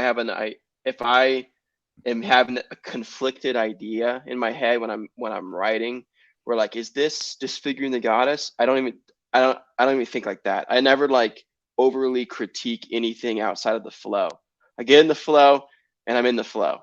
you know, and Yeah. I write it out, and the quicker I can write something out, the better it's gonna be. Like my favorite Disfiguring the Goddess albums took me like 2 to 3 weeks. You No know, it's just shit. like you're Yeah, in the pocket came the out. whole time. It's done. You know, that's where I feel like I get the most out of it. But like listening to older death metal, I feel like, and I see this a lot in newer, I guess like you would call it deathcore, because I feel like deathcore is like one of the more progressive, heavier genres now. It's like I feel like the experimenting is so necessary for like the style, and it like bands were always trying new things or had like their own little style and whatnot, and like that's something I want to do with like Disfiguring, or not when I like not want to do, but like when I think of contributing, I want people to hear certain things I'm doing in Disfiguring and be like, oh, that makes me want to do this. Like I want to write music now, like not like this, but like Take a I'm step. going to, Just yeah, inspires. yeah, It lights the fire under the booty of the listener to get definitely up and go do show people something. that they can start doing, like this is okay to do. You know what I Right. Yeah. mean? Dude, next And album you should just name fucking Booty Fire, dude. booty Just light, fire. just lighting a fire under fucking the booties of everyone's, I mean like It's creativity. not a bad idea. I mean that That'd is a catch you great on goal to Spotify. have. Right? That's a great goal to have with your art, because I mean an artist could be like, I'm putting this out because it's mine and I'm showing you guys that I'm fucking sick. Or you could be like, I'm putting this out to hopefully um further push art in a direction, you know, a Yeah. piece of, a little sliver of the art world in a new direction. I mean, this thing, no matter what we do to it, guys, it's going to evolve. That's one thing about metal that is so fucking great, is that it's never going to be stopped, and it's all, if it hits a certain wall, it's going to find its way around that wall to move forward and in a new way, and and without the help of anybody else, you know. Stan, you Yeah. used a wall reference. Look at his background. Yeah, dude. No, he's past the wall. He broke through it, and he's moving forward on the next Disfiguring album, dude. I think there was I a guy really that came up with that first. So, oh yeah, Pink Floyd. Sorry. I really think it's like the best time ever for music. And like as much as I want to say 2006 was the golden year of culture, shout out Right. DJ Two Stacks, What up? but this is I really think it's like the most exciting time ever for music. I Like think it is too, I've dude. never been more inspired to like not just create, but create fast and put it out, you know? Like I don't know, and I think experiment, you I know, think that, do like, things that are risky. coming Yeah, from yeah. the ruins of what we just came out of, being stuck in your house, everybody didn't know what the fuck was going on. I think that, like, even before it, you could probably, in the beginning of this show, I know that I was thinking about this, which is I was very excited to hear all the art on music, or see all the art and hear all the music that came out of that turmoil that happened for all of humans, dude, and the riot, the phoenix rises from the ashes type deal of what is going to be the new pathways after something like that, and I feel that now everybody's supercharged from it, because we all, we as humans feel, if you're in a position where this can happen, that you constantly want to move forward and progress. Well, if something gets in the way of that, it's going to make you want to progress more and more and more, and then boom, now the barrier's gone and everybody kind of went into it running, and that's a good thing, I think, because everybody's inspired to get out there and do shit again.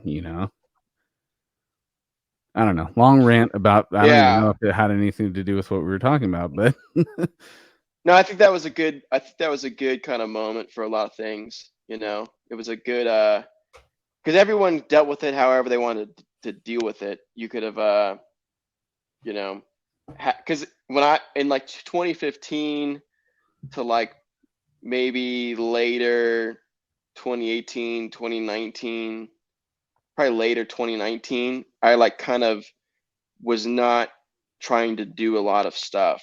You know, I was not trying to play shows. I was not trying to put out a lot of music. I was not trying to like, especially do things without any type of pressure. I didn't like any like, you know, we're talking earlier my progression. Like I was doing great, got to this place, and I was all of a sudden I was like, well, I've like been no breaks. Like I don't even know what I'm doing. You know what I mean? Like I'm like, I don't know, 24 years old, 25 years old. I don't know anything. You know what I mean? I mean, I know about music, but I also don't know about all the other stuff that's important that, you know, allows you to keep creating good music or whatever. So I kind of had like my little like social isolation, I guess, kind of phase then. And when the pandemic happened, I was in Austin, Texas, which is probably the best place in the world to be for the pandemic. And I was around like a bunch of DJ friends, and they were all like, "Oh, my dates are getting canceled," and I was like, "This is gonna be fucking awesome! Like, we're all gonna be stuck here. Like, I'm gonna go to your house every day. Like, we're just gonna like get obsessed with things without like this anticipation or pressure on other things you have in your life." And I got to take this group of people, and we all got like really deep on certain types of dance music and whatnot. And I got to expose them on a couple different types of dance music that I don't think they would ever get in the time of day if they were like constantly touring all the time. They'd be like, yeah, whatever. Like that's not what works at my shows. I'm like, yeah, but can't you see? Like, I'm just trying to expose and give them the time where they can like experiment a little bit or get into things. So like it was awesome. I during the time I spent most of it DJing and getting better at DJing, getting obsessed with DJing. Obsessed. Like we were at the beginning when it was like scary, we were all on Twitch every day DJing. And it was sick. Shout out Crisley on the Beat TV. And then when things in Austin were kind of warming up, we like worked out a couple things with different clubs, and we were like, because no one wanted to play or tour because of the bad PR. And we were like, we live here, like we'll play every Friday and Thursday night. And they were like, all right, like sounds good. As we like as the state was expanding the regulations on like what they could do and all that, whatever. However, anyone was figuring anything out, right? And it was awesome because we like got to grow with like the city once again. And then, you know, we were playing bottle service clubs, and I got really into like dance pop and pop music again, and dance house and pop mixed together and stuff. And then when I got out of that, I was going to make some music again. And I was like, I'm just going to make pop for like, I'm going to write like 70 pop songs. And I did. I wrote just like, and they weren't pop, but they were like different styles, but following like a pop format. And I realized that all dance music is basically it's instead of like pop is like intro, verse, pre-chorus, chorus, verse, pre-chorus, chorus, bridge, chorus. Like that's the standard, and you could change it, right? Dance music is the same thing, but instead of like intro, verse is kind of like the beat, and then pre-chorus is a verse usually is a breakdown, and pre-chorus usually is a build, and the drop is usually the chorus, right? So they're very similar if you change the names around. And like I just got obsessed with writing music more structurally, I would say limited. And because of those limitations, it allowed the creativity to explode, because I never had to be like, oh, this is a cool riff, what do I do with it? It's like you give me like 8 bars, I'm like, oh, that's a full song. Like, you know, watch, I'll start, you know, building it out, you know? And so I feel like by limiting my what I was trying to accomplish, I got way more creative. And it you know, then you can get creative within that too, where it's like, oh, it sounds lame if you're just keeping it there, but you could start to like look at a verse or a pre-chorus as like, it's if you're looking in metal too, like you could look at a pre-chorus as like different sections put together. I don't know, I'm just going in a little deeper there, but I love it. I feel like a lot of that work wasn't necessarily like public, but now this year I feel like a lot of the stuff is going to start coming out to fruition from like that period of like 2020 to this time. Yeah, shout out Curtis Bass. I got this post on my website. It's the only blog post. It's called Making Music on a Computer. And basically I feel like all problems with making music on a computer comes down to two things. It's either technical, to do with how do I do this, and usually that hiccup of not knowing how to do something could hurt your flow state, or like you don't know how to, you know, work a certain instrument or whatever, anything technical. But the other thing is songwriting, and I think most people think that songwriting problems are technical problems, and if you can be really good at songwriting and be shit at technicality and probably write way better music than someone who's good at the technical stuff but has no clue that songwriting is even a thing, even though they're making music on a computer, you know. Right. It's like anytime someone sends me something and it's like 30 seconds long, I'm like, why don't you just turn it into a full song? Like, it's just build it out, you know. And if you think of these like these ways of writing music, and this is a big thing right here too, I can connect, and this circles back to some throwback stuff.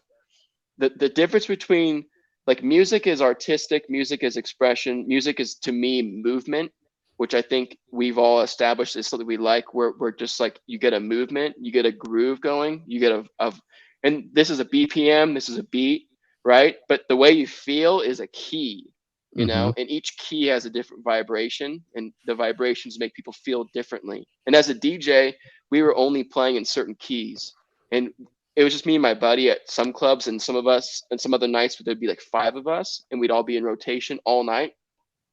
But this one club, it was just me and my buddy almost always in rotation.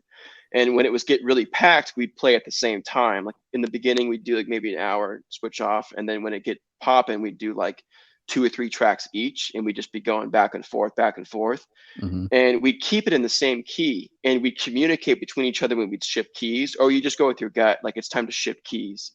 And you could feel the shift in the room when you shift keys properly, you know. So that's the thing about how I feel about music. It's a movement and all this, and everything comes from death metal, comes from this, punk rock comes from this, techno comes from this, all this stuff.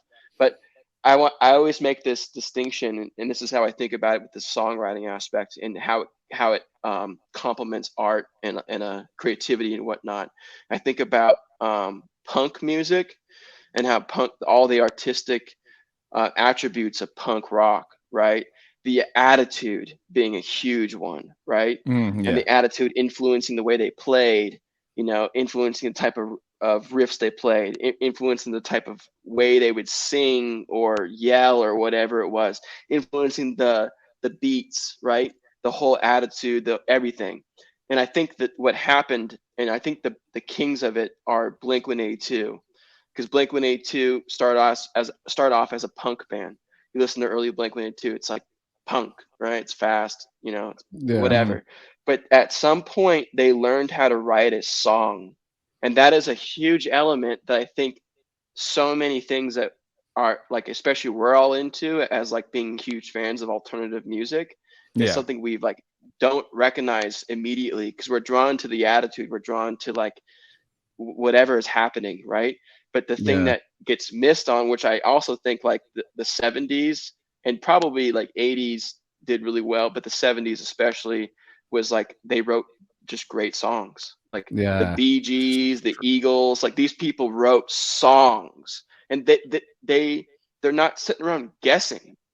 Like they get something going and they all go, okay, let's build off that, and they just start writing the song. It's not like this magical thing. It is, right? Because it's a moment and it's a flow state, but they know how to write a song. And that's like the big differentiator, I think, with Blink-182. What happened is they took punk rock music and they learned how to write songs, and then they started writing awesome songs. So I think there's like a once you can start to see that and start to think about stuff like that, you'll just get, you know, more confident in how you can it sounds like hit things. It's finding the perfect balance between feel and structure, maybe, you know. Totally. if you're with the Blink 182 thing, I'm saying it's, you know, following the structure, but still finding the feel and the mood that you're trying to portray within that structure. And you know, you get to the more underground, you know, styles of music and all this, we more so just go off of mood. The structure kind of gets thrown out the window most of the time. I think also too, like you kind of hit a point right there where I'm thinking of the Eagles and stuff. I've watched the documentary, which is a great documentary. It's like one of my favorite documentaries. Yeah. And they were just going like it's like a snowball that starts like, what's going on, and then it gets bigger, and then all of a sudden it just gets huge, and all of a sudden they're just writing constantly, like in a flow state, like you're saying, like it's just a constant, like they're just jams are coming out in this time, and they're coming out like they're writing them in like a week or two, you know, they're just all coming out, versus like someone like wanting to, oh no, let's break this down, let's slow this, let's figure this out. It's like they're just letting it all fucking hang out, and they have the formula that they have, and they've changed it around. They're like, well, how about this? Okay, we have our formula. Well, this song will change it, you know, the verse over here. You know what I mean? They'll like change things around and change the formula around. Once they're so comfortable in doing, you know, truckloads of cocaine, they like really got like got flowing with it though. In that documentary, it was like they were trying to like, oh, we want to make our own music, and it was like they started, and it's like cool. Then all of a sudden the fucking snowball just went, you know, got bigger and bigger. Writing music on cocaine has got to be the hardest thing, because everything probably sounds sick when you're writing. You know what I'm saying? It's like you're on coke and you're just like, dude, this is fucking great. You know, but you might end up with shit in the morning because your optimism was too high on the cocaine. Never tried it. It sounds like a hard a reward dice to roll. You know what I mean? Battleforgecoffee.com. Yeah. No, Battleforgecoffee.com. Battleforgecocaine.com. Two of my favorite things in that documentary are I like these all kind of come from post these guys, the main core getting to Los Angeles, is I like how they all got, like Don Henley got set up with the other guys, and they had to move to like Oregon or whatever and just be like a cover band and just like learn how to get a room going. Yeah. You know, the Beatles did that too. They did that in I think the Netherlands. They would go out there like every summer or something, and they would just play like 8-hour sets every day, and they got good at playing to a room, and they knew how to get the room going. Right. And then they would go and write songs. But in the Eagles documentary, the second part I like is when Don Henley lived with this guy who was not in the Eagles, but he was a songwriter and he played piano. And he said he would wake up in the morning and he would hear this guy in Jackson Brown. Yeah. He learned how to write songs by listening to this guy build them. He would be like noodling around, and then he'd get something, and then Don Henley would hear him build from it and put it into a song and just do it consistently. You know? Yep. And to be consistent, you have to have a system. Right. You know, you have to have a you know, and it's like, you know, you could be as systematic as you want, but if you don't have like that vibe or that energy to put into the system, then it's like doesn't work, right? So I'm never worried about you know, having an original feeling or vibe, or you know, some kind of like noteworthy, unique contribution thing that we're all like, that's cool, you know, that's cool thing. But once you can learn how to write songs, I think that's like where shit like switches up a bit. But you know, obviously there's and like with Disfiguring, like I don't know, it's hard for me to talk about some of this stuff, because like a lot of like what we're this like point in time when we're having this conversation, a lot of the stuff I'm talking about I've put into effect, but it's not public yet, so we can't like hear or like speak on these. You can't be like, this is how I did it with Carnival. You're saying this is how I'm doing it currently, but I have you guys haven't heard anything that I'm working on right now, so I can't really have anything as an example. It's difficult because I feel like having music out gives you the foundation to speak on certain things. You know what I mean? And like me being on this podcast right now is an example of Carnival being out. Like Carnival being out has given me more of a foundation to use my voice and to connect with different people through Mhm. the music, right? Right. And you know, we've gotten to a point where I'm talking about this other stuff I'm kind of doing, and there's not a foundation for it yet to really speak on, right? So like some of the things I would like talk about maybe right now with creativity and songwriting and direction and risk taking, especially like, you know, especially with Disfiguring, like learning how to write better songs makes me want to take bigger risk. You know Right. what I mean? And I think that's sick. Like I don't I Totally, dude. care I'm like, oh, you can write a song now. It's like make riskier music then. Like Yeah, dude, that makes it it's more time to exciting. Gives you yeah there's more adrenaline and dopamine involved in it when things work out. But that's kind of the whole thing that we're doing with this, right? I mean, why continue making things and putting them out there if we're not, feeling, oh shit, yeah. like kind of, getting that electricity from it. If it's dead with no electricity, why would we put any time into it? Definitely. And I don't like I don't like the idea, and this is sometimes where I'm quiet on the internet, especially when there's like a gap between albums or like an album comes out that I feel like sometimes I've released an album, it's like a base hit, but I might not like feel that way, so I don't want to say anything about it. You know what I mean? Mhm. But I feel like I can never talk or be myself on the internet, especially if I don't have like that foundation where these accolades come into play. Because we could talk about old accolades all day from Right. like 10 years ago, but like I don't own like that's cool, and I've kind of like grown more to like be proud of all of those things and be like, yeah, that is cool. Because I'm Yeah. always so focused on the next thing and so focused on like what it is I'm trying to contribute in like a greater fashion than like older things. And you know, time has my maturity has played into that, and also some of the effects of some of the things I used to do. Like that maybe something I wasn't super stoked on, and now I can see like, hey, that is pretty cool. Like the vocal videos or like I Declare Goddess or something. Like there was a period where I was like not stoked on I Declare Goddess. I was like, this is lame.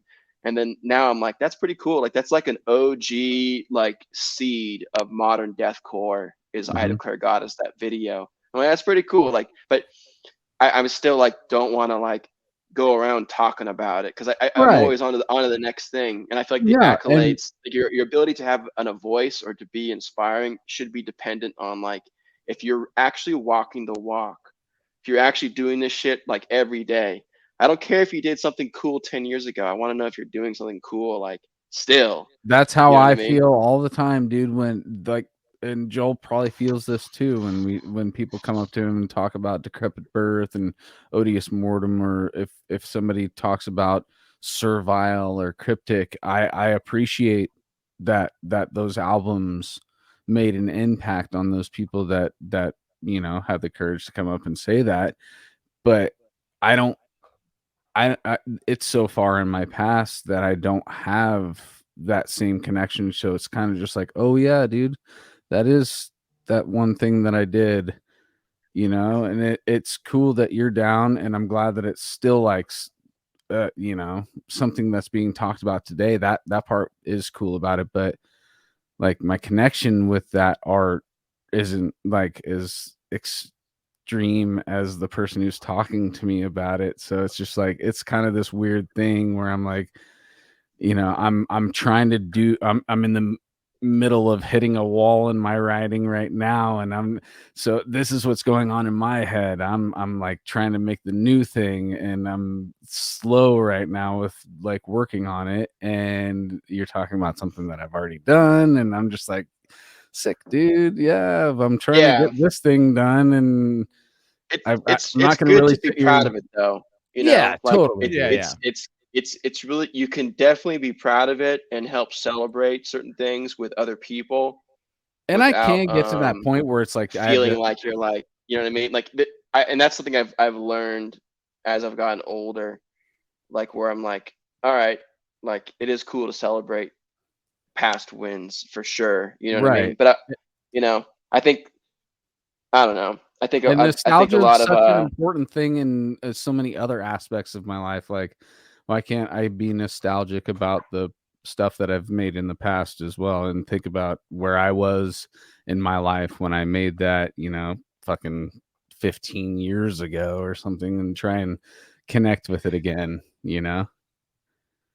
I think your intentions matter too. Like if your intentions are for like the betterment of either yourself or like through of other people or something, like especially like what you guys are doing, like putting so many people on and giving this people in the scene such a the platform to have a voice and for you guys to like contribute with the conversations that do that.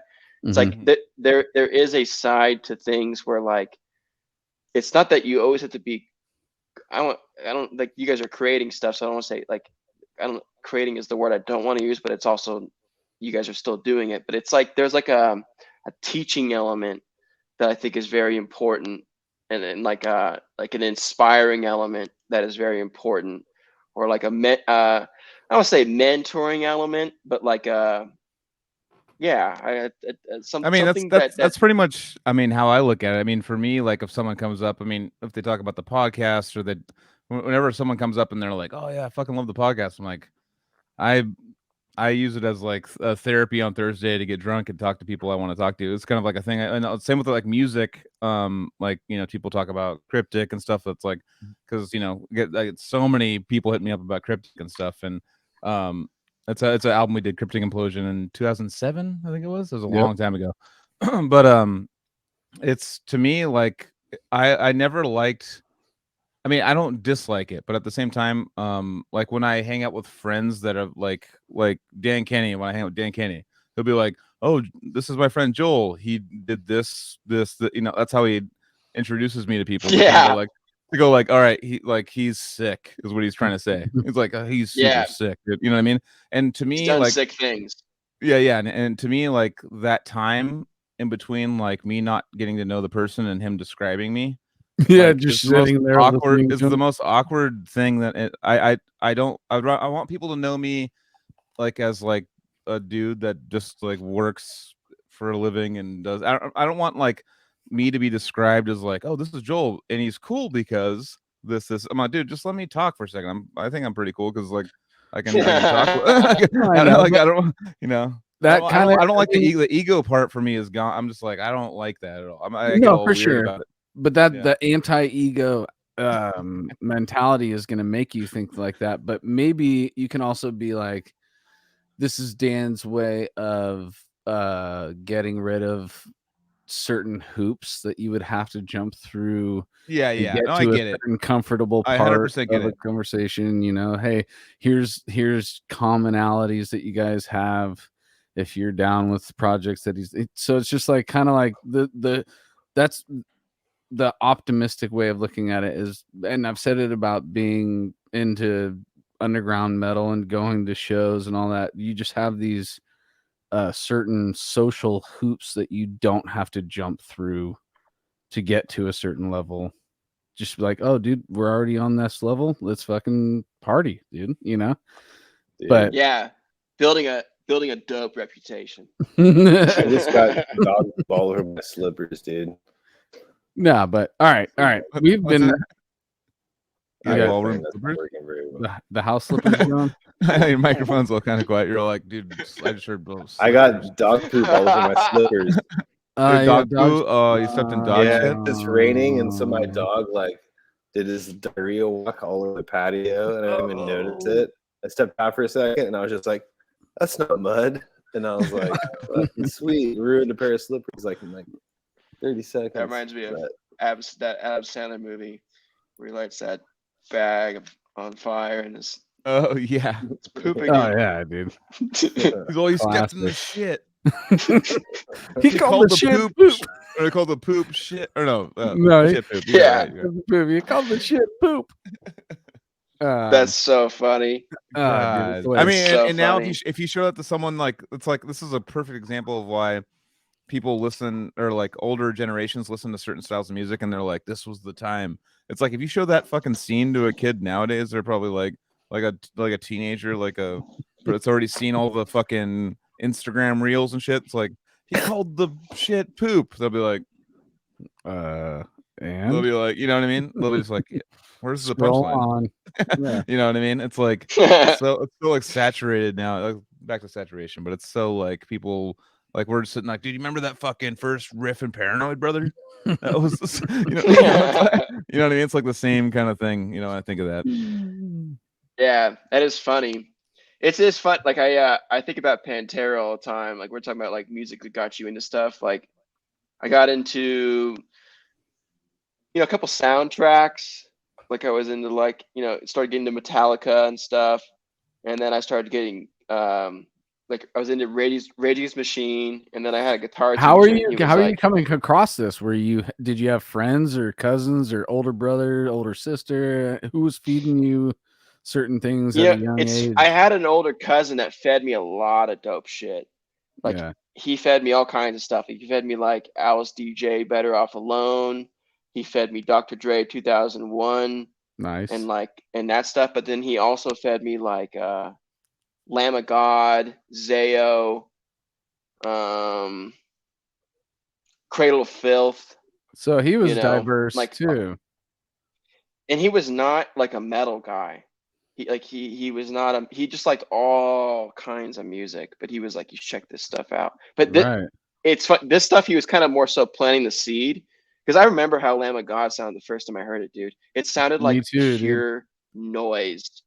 And I describe it to people when I'm getting them into metal, or if they don't like metal, I'm like, it's really an acquired taste. Like it's kind of like when you learn how to drink wine or something. If you don't like the taste of wine right away, you're like, ugh, it's gross. And then like maybe you just keep kind of trying little bits, and eventually you're like, oh, okay. And then eventually you're like, that's perfect. I kind of like this, you know. It's the same as like a Lamb of God, like a kid, like giving like a kid beer. They're like, ew. Give them wine, ew. Give them coffee, ew. They hate all of it. But as you try it more, you're like, all right, I'm getting it. Oh, I get the flavor, the back of the mouth feel. You know, like you start to actually like go through the it's fucking acquiring the taste. That's what acquiring. Yeah, that's totally thing. So like Lamb of God sounded like pure noise, and it was like I was like, this is too much for me. But when I was like 12, maybe 11, 12, I had a guitar teacher. I don't know how many lessons I took from him. Shout out Davin. I think he plays in a band, or played in a band called Stolen Babies too, which I actually looked up a little while ago. Yeah, I looked him up a little while ago, and I was like, this is a legitimate band. And like dude, that was his band, like back I'm in actually, the day. Put it on me. A Stratosphere. I'm wearing this shirt right now. We watched them open up for a Stratosphere, and they were on the N Records. They had a chick front woman that played an accordion, right? Yeah, they were kind of eccentric. And he worked with my aunt, and my aunt knew he played guitar, and she was like, do you do lessons? My nephew is learning how to play guitar. And he was like, yeah. And so he came to my house. I don't know how many lessons I had from him, but like he like taught me drop D tuning really early on. Like I liked Metallica and like Green Day and the Ramones and stuff. And I don't really think I liked punk that much, but I think I was like wanting to listen to more like harder music. And punk looks like it's hard, but when you listen to it, it's like, this isn't very sick. You know what I mean? Yeah. You know, like you think the Ramones or the Misfits like look like they're gonna be like the most death metal band ever, and you hear it and you're like, right. This is whatever. I mean, I like all that stuff later on, but he like taught me I think we were talking about Metallica or something. He was a huge Metallica fan, and he's like, you should check out Pantera. And he goes, they tune their guitars like this, and he taught me how to drop tune and like showed me like the riff from Walk. And then when I got a hold of like the first Cowboys from Hell, Display of Power, and Far Beyond Driven, it was like game. It was game over. Game over. It was game over. And on the nostalgic front, which is what we're talking about, I still don't think bands sound that heavy as those records. Like especially like Far Beyond Driven is like the nastiest, heaviest record I've ever heard. I can't Like hear production wise, like the everything. song "Shedding Skin" Everything. on Far Beyond Driven is probably my all-time favorite Pantera song. And that fucking hit #1 on Billboard, by the way. Well, let you know that album hit #1. That's that crazy. #1 on Billboard. That hit, and they went like, that's like one of the last like real metal albums to hit #1. But I mean, it's the thing. It's Dimebag with his riffs. I mean, he's like he's my generation's, our generation's Jimi Hendrix. He's like, and you could tell like even in the simplest things he does, like the soul that he brings. Like people they like people, you know, there's the new Pantera out nowadays with Zakk Wylde, and Zakk Wylde's a great guitar player, but I'm like, it's not there though at all. Like the like you said with punk, like the attitude, the everything that different he had. soul. Yeah, it's a different. I mean, it's his best friend, and that's fucking rad that he's supporting his best friend like that, even though they waited till Vinnie Paul to die to do it. But wait, like real quick before you said that, there was a fun fact that I wanted to mention real quick when we brought up Stolen Babies. Is the drummer of that band replaced Chris Penny from Dillinger? Pantera? No, we're talking about Stolen Babies. Chris Penny from Dillinger Escape Plan. I didn't mention Pantera anywhere in that sentence. Yeah. I'm just kidding. I was just right right kidding. before Pantera. And but yeah, dude, that just goes to show that dude actually fucking plays drums. When you listen to Stolen Babies, you might not realize. I mean, yeah, he plays sick in that band too, but you might not realize that dude can take Chris Penny's spot once he leaves Dillinger Escape Plan. You know what I'm saying? And he did, and he fucking rips, dude. That's all. Yeah, totally. Yeah, totally. But Pantera was sick. So fuck you, dude. sorry.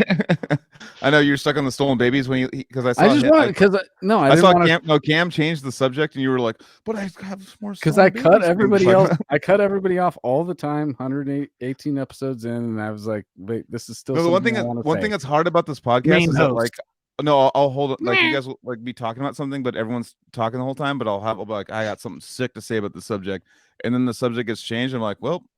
That's me being like, I don't give a fuck. I'm gonna bring it back to Stolen Babies. Anthony's like, I'm bringing it back, motherfucker. No, I actually want to bring it back to Cameron, dude. This is like probably the longest weeds we've been in ever, dude. But we like to hear like high school, what was going like. Okay, so that was one of the main questions I asked: who's feeding you your shit? So you got an older cousin, he's building that fucking love and hunger for new metal and other music. Like I want to know what's the first instrument you wanted to start playing? Drums, was it?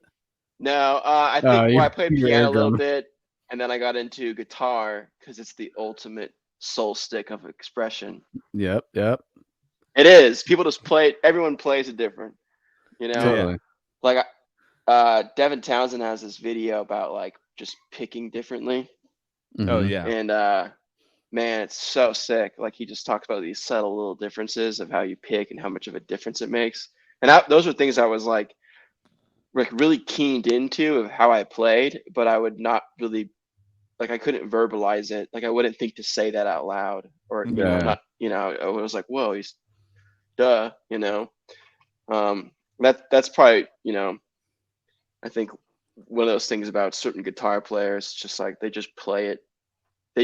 And people play every instrument like a certain type of way, but like I don't know, when that's what separates people, I think, is, you know, how they bring these little details in, like how you're talking about Dime when he just plays something one type of way. It's like, because we'll get into like amp talks and stuff. You know? People are like, what equipment are you using? Like what amp? And then, you know, it turns into like, hey, Dime played a kind of a shit. Like if you want to fucking play an amp and you want to go out and find a good piece of gear, like you don't go play what Dime had. That was like, that's considered garbage. Hey, took off. It's all good. I know where you're going. You're getting on to how it's all in the hands, dude. Well, it's all in the hands. It's all in the like. That's what blues is pretty sick when you start getting a guitar, because at first you're like, yeah, I get the blues, whatever, blah blah. Burst Like, through the wall. yeah, I know you just came through like a fucking Kool-Aid man out there. But like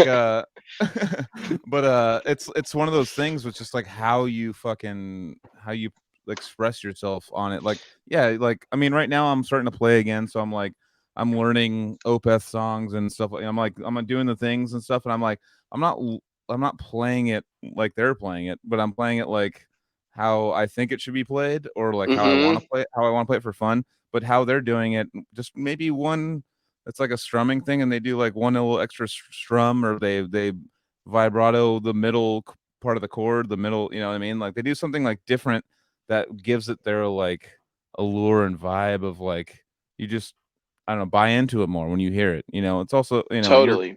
your ears like already knows what the song is too, so you're like, okay, well, you hear someone playing it again, it's always a little bit more stale, right? Whenever you hear like Oh someone yeah. covering something, it's like kind of like a old chip that you eat. You're like, I mean, the taste is there, but like I have to chew through this fucking thing now for like 3 minutes to get like to swallow it. But it's basically what I see with a lot of covers. You know, like a lot of people they're not taking it to, they're not putting their own, I mean, a lot of people are trying to put their own personal spin on it, but when they try to be the artist that they're in like covering, you can just immediately be like, bullshit.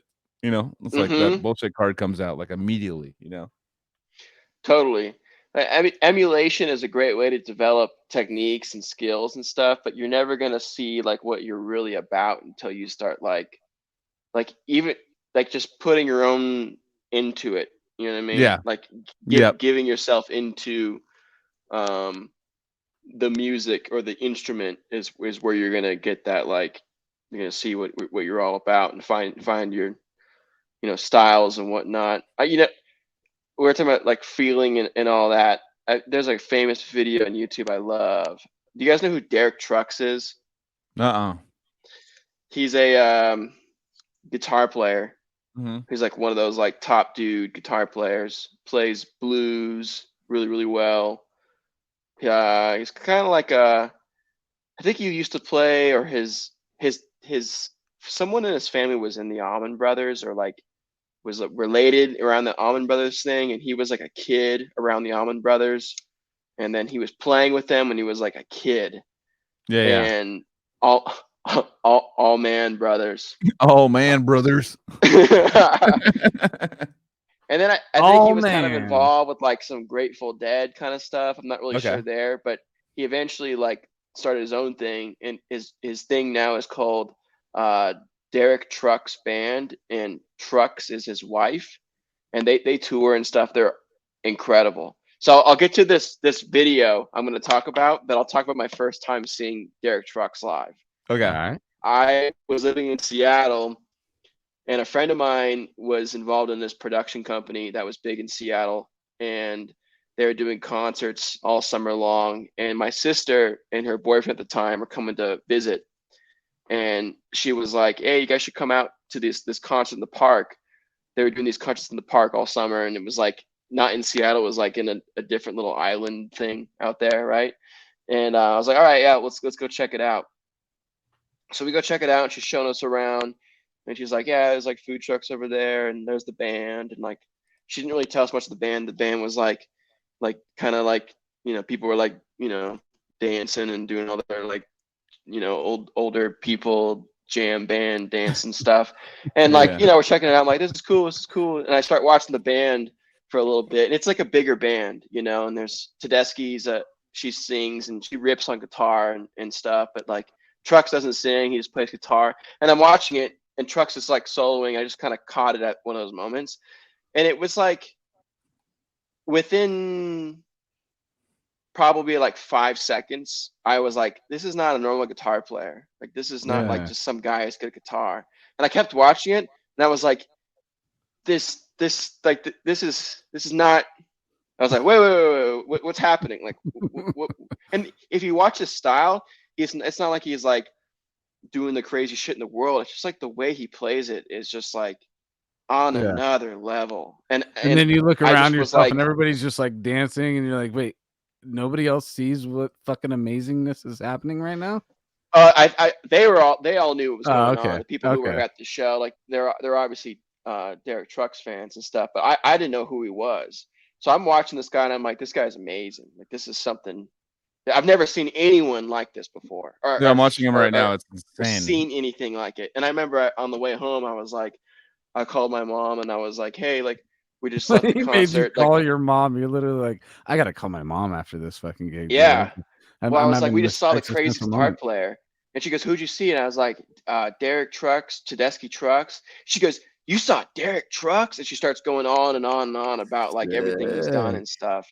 But he's got this video and it's like a BB King. I'm watching that right now. I'm watching that right now. With John Mayer? With John Mayer? With John Mayer. I'm watching it right now, dude. Dude, can we just fucking? I want to watch it. Okay. I want to watch it. It's so sick, dude. I was just watching. So to break it down a little bit, he's using a slide in a way that's so like it's Stevie Ray Vaughan passionate. Like I don't know. I'll tell you in a second, or I'll show you.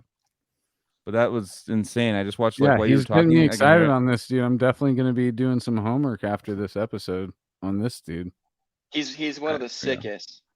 Because I've come across enough names to where I kind of know, but like Derek Trucks has never come across my radar.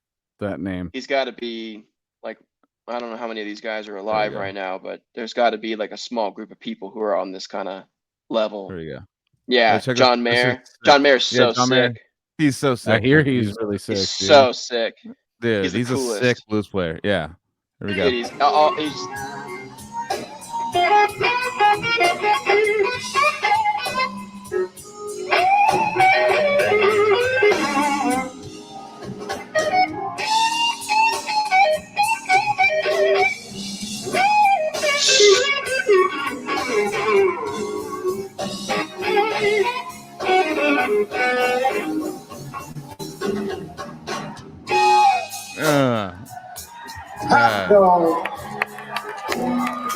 I don't know the next part was.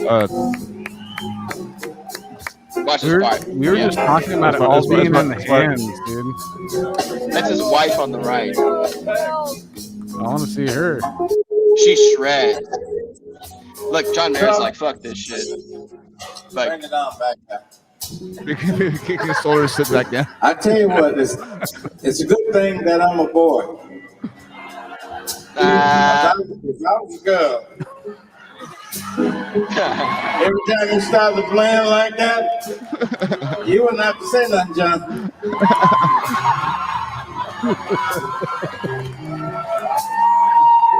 I got a little thing I want to put in there right quick. Keep it down, guys.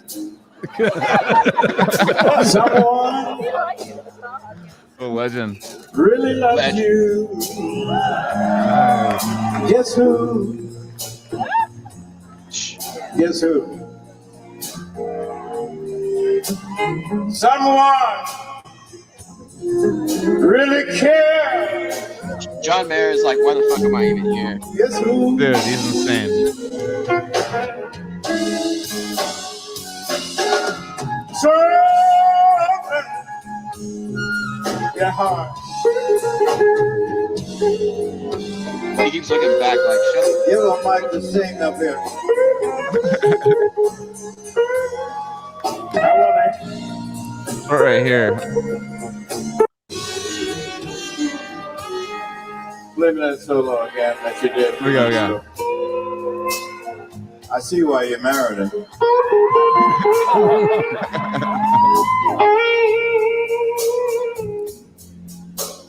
John Mayer just stopped playing altogether. Yeah. Damn, he's out there now. Yeah, he's I'm done. Yeah. That's so hard to do, by the way.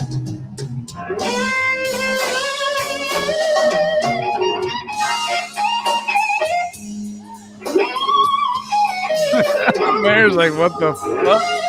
Yeah. Jesus.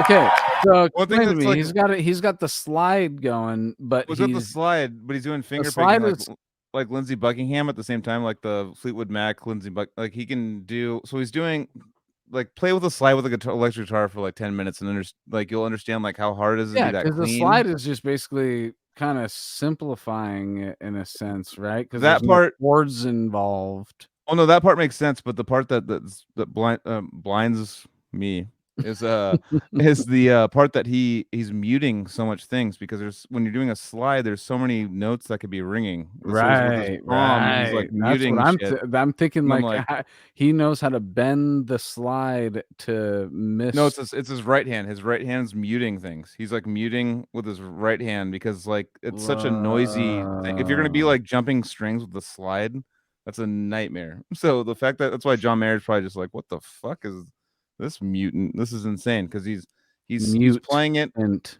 Yeah, he's playing insane. Like that's so hard to do. Super impressive, dude. He's so crazy. After that solo where John Mayer just like gives up on life. It's funny too, because BB King, like, he's sitting next to John Mayer, you know what I mean? Like, John Mayer is like a was a big playboy in LA when he first came out. Like, kind of like but then he did an interview with Playboy, and then like he got like discredited because he was like talking about having like a bunch of girlfriends and cheating and something hell with John Mayer. He says John Mayer's like cool. We can go into John Mayer in a second, but John Mayer, you know, like, everyone loves John Mayer. You know, women love John Mayer. Like, you his know, voice, I don't like it. Everything about him is just like, how could you not love this guy, right? And then you know, BB King is just being like Derek Trucks plays a little bit, and BB King's like, man, if I was a girl, like, you would be the one for me. And John Mayer's next to him, like, come on, like, you know, what about me? And then I'm fuckable. What are you talking about? I'm the fuckable one. I'm John Mayer. Have you seen my list? But he, at the end of that solo, that last one, he looks over to, this gets like a big rise out of the crowd because it's like his BB King blues thing, right? And he goes, "That's about as good as I've ever seen it." Wow. And like that comment, it's like, damn, that's insane. That's a guy that doesn't say, he never says 10 out of 10 rating for anything. You know, he's like, yeah, it's fucking sick. But then like to give that, like bestowing that on someone else is like, oh shit, you just got a 10, dude. Oh yeah, and the crowd just goes nuts when he says that. It's just such a cool moment. I saw them recently, and it was really, really good. Like, it was just them. There was no opening. Oh, there was an opening band. It was kind of cool because they kind of fused. The opening band was like some LA, like Chicano kind of like band. They had like a mix of like Mexican music, but with like kind of like rock music, and they were like really sick guitar players, and they sang. It was great. But Derek Trucks would come out and like play songs with them. And then when Trucks band was playing, those guys would come out and play songs with them. It was like a really cool kind of fusion type of show.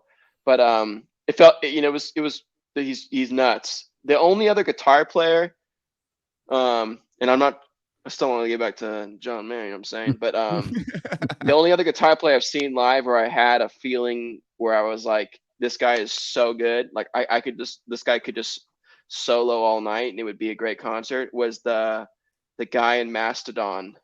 Yeah. Is it Brent Hines?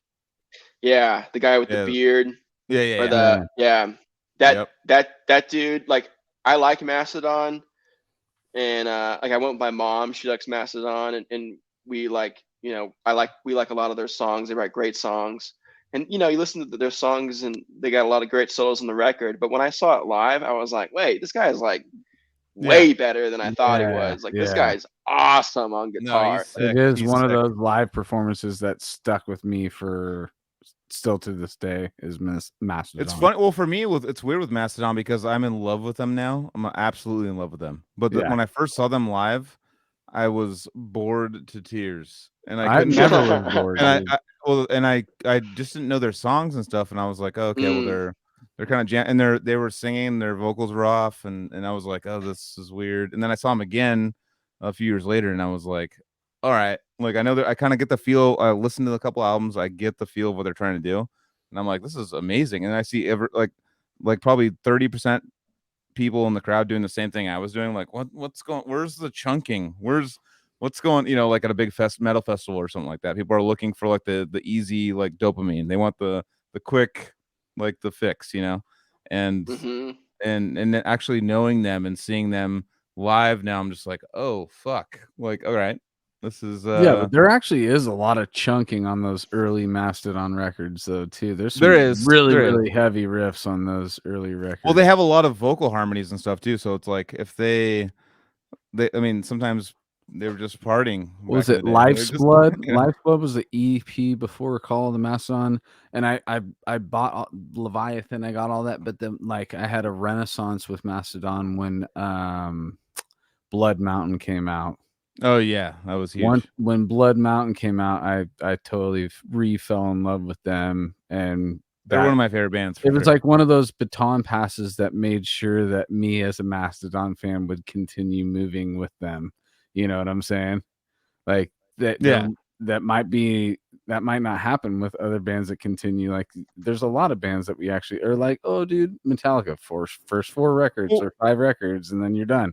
But there's that baton pass that could keep you going for the second half of the discography or whatever. What's great about Mastodon too, it's like we're talking about like earlier like deathcore and all these other genres. Like they have so much like artistic room to do whatever they want to do. Like they could do they can make an album that's more like Eastern based. If they like Eastern music, they could do if they wanted to, and people will be like, "Fuck yeah!" They could do more Western pop shit if they want to. People will be like, "Fuck yeah!" Like they have like this. That's what's cool about them and that style. They're still in the metal genre, but they can still do whatever the fuck they want to do. And that's like a really freeing band that can like really get away with whatever they want to do. And that's awesome, you know. And Ian and Sick Drummer Magazine, Ian's recommending a band for you, Cameron, which is a highly recommended band for me as well. That's the pre-Mastodon Rochester-based technical metal band that was the drummer and guitar player, not Brett, but the other guitar player. What's his? Ian's got his name, I'm sure. Bill. And Bill. Yeah, so those two dudes ended up becoming half of Mastodon. Well, the funny thing about their story is they all like I think Brent just moved to Atlanta, and they're like, let's go see High on Fire. They're playing, and they met at a High on Fire show. They were just watching High on Fire, and they just like bumped shoulders and started talking, and they're like, we should jam, and they jammed. And that was Mastodon. You want to see an interesting thing that Brett was doing before Mastodon was a band called Fiend Without a Face. It's this psychobilly metal band that he was doing called Fiend Without a Face. Well, whatever, dude. Before that, like he was like fucking eating like. Before that, he was a child in elementary. Before that, school. like he was graduating and like eating like fucking pineapples every Thursday, dude. So I don't know what you're talking about. All right, dude. Speaking about school, Cameron, I want to know about like high school bands. When did you when you picked up the guitar, what kept you going with it, taking lessons or just playing by ear or whatever, and then get into playing with other humans? I don't know if it was covers or if you're already starting to write your own shit before that, like all that kind of stuff. It was kind of cool. Like as soon as I think that guitar teacher taught me like what a power chord was, and he taught me like one song. And as soon as I like saw the pattern in it, I think I wrote like my first song immediately after doing that. He actually recorded it too. I remember he was like, "That's a cool." I showed him like the next lesson. He's like, "That's a cool riff," and he like went and like recorded a little song around it. Wow! I was like, "Whoa, that's cool." Yeah, it was. So I remember writing riffs like really early. I moved to Nevada. Where'd you move from? Where'd you move from? Where was this all at? I was originally from Huntington Beach, California. Okay. And then I moved to Nevada, northern Nevada, and then played guitar, but I was also like into skating. And what age were you when you moved?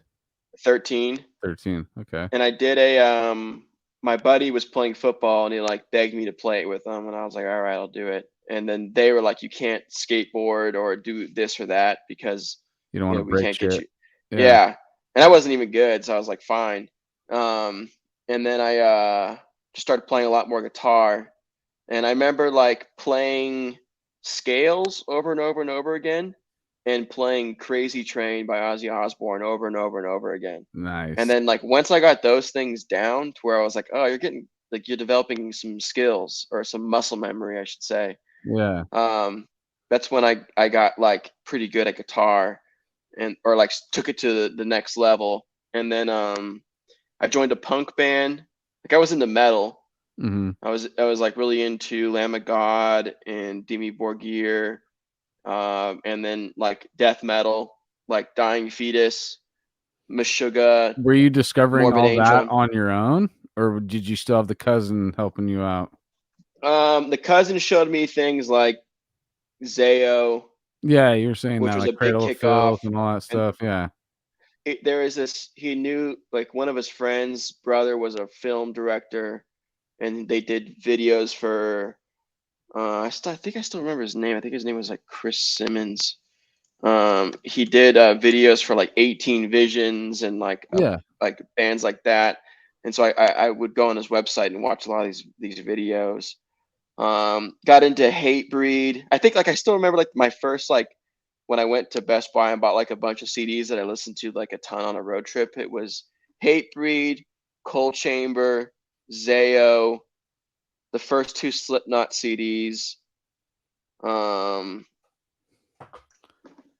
Hatebreed, Rise of Brutality, Yeah. Zayo, Funeral of God, Cold Chamber, Dark Days.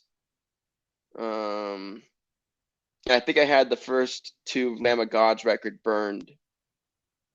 And Yeah. I'm trying to think if there was like one I'm missing. Very but similar to my early high school. Sounds like my playlist as well. You know. Yeah, it was sick on a CD, like on a road trip and stuff. I just like repeating it all the time. Yeah, dude. And then I went down to Huntington Beach and visited some friends, and a friend of mine, one of his friends was from Israel and was like into death metal, like Dying Fetus and all that stuff. And so I loaded my iPod full of like a bunch of like more brutal stuff. Mm-hmm. And then I kind of was always getting more into like I liked Fear Factory a lot. I liked Arch Enemy a lot. I got into like Dimmu Borgir, Cradle of Filth. And that was the kind of stuff it was kind of a great spread of like, I liked Emperor a lot too. Emperor was really big for me in the early days. I still Mm-hmm. love that band. Oh yeah.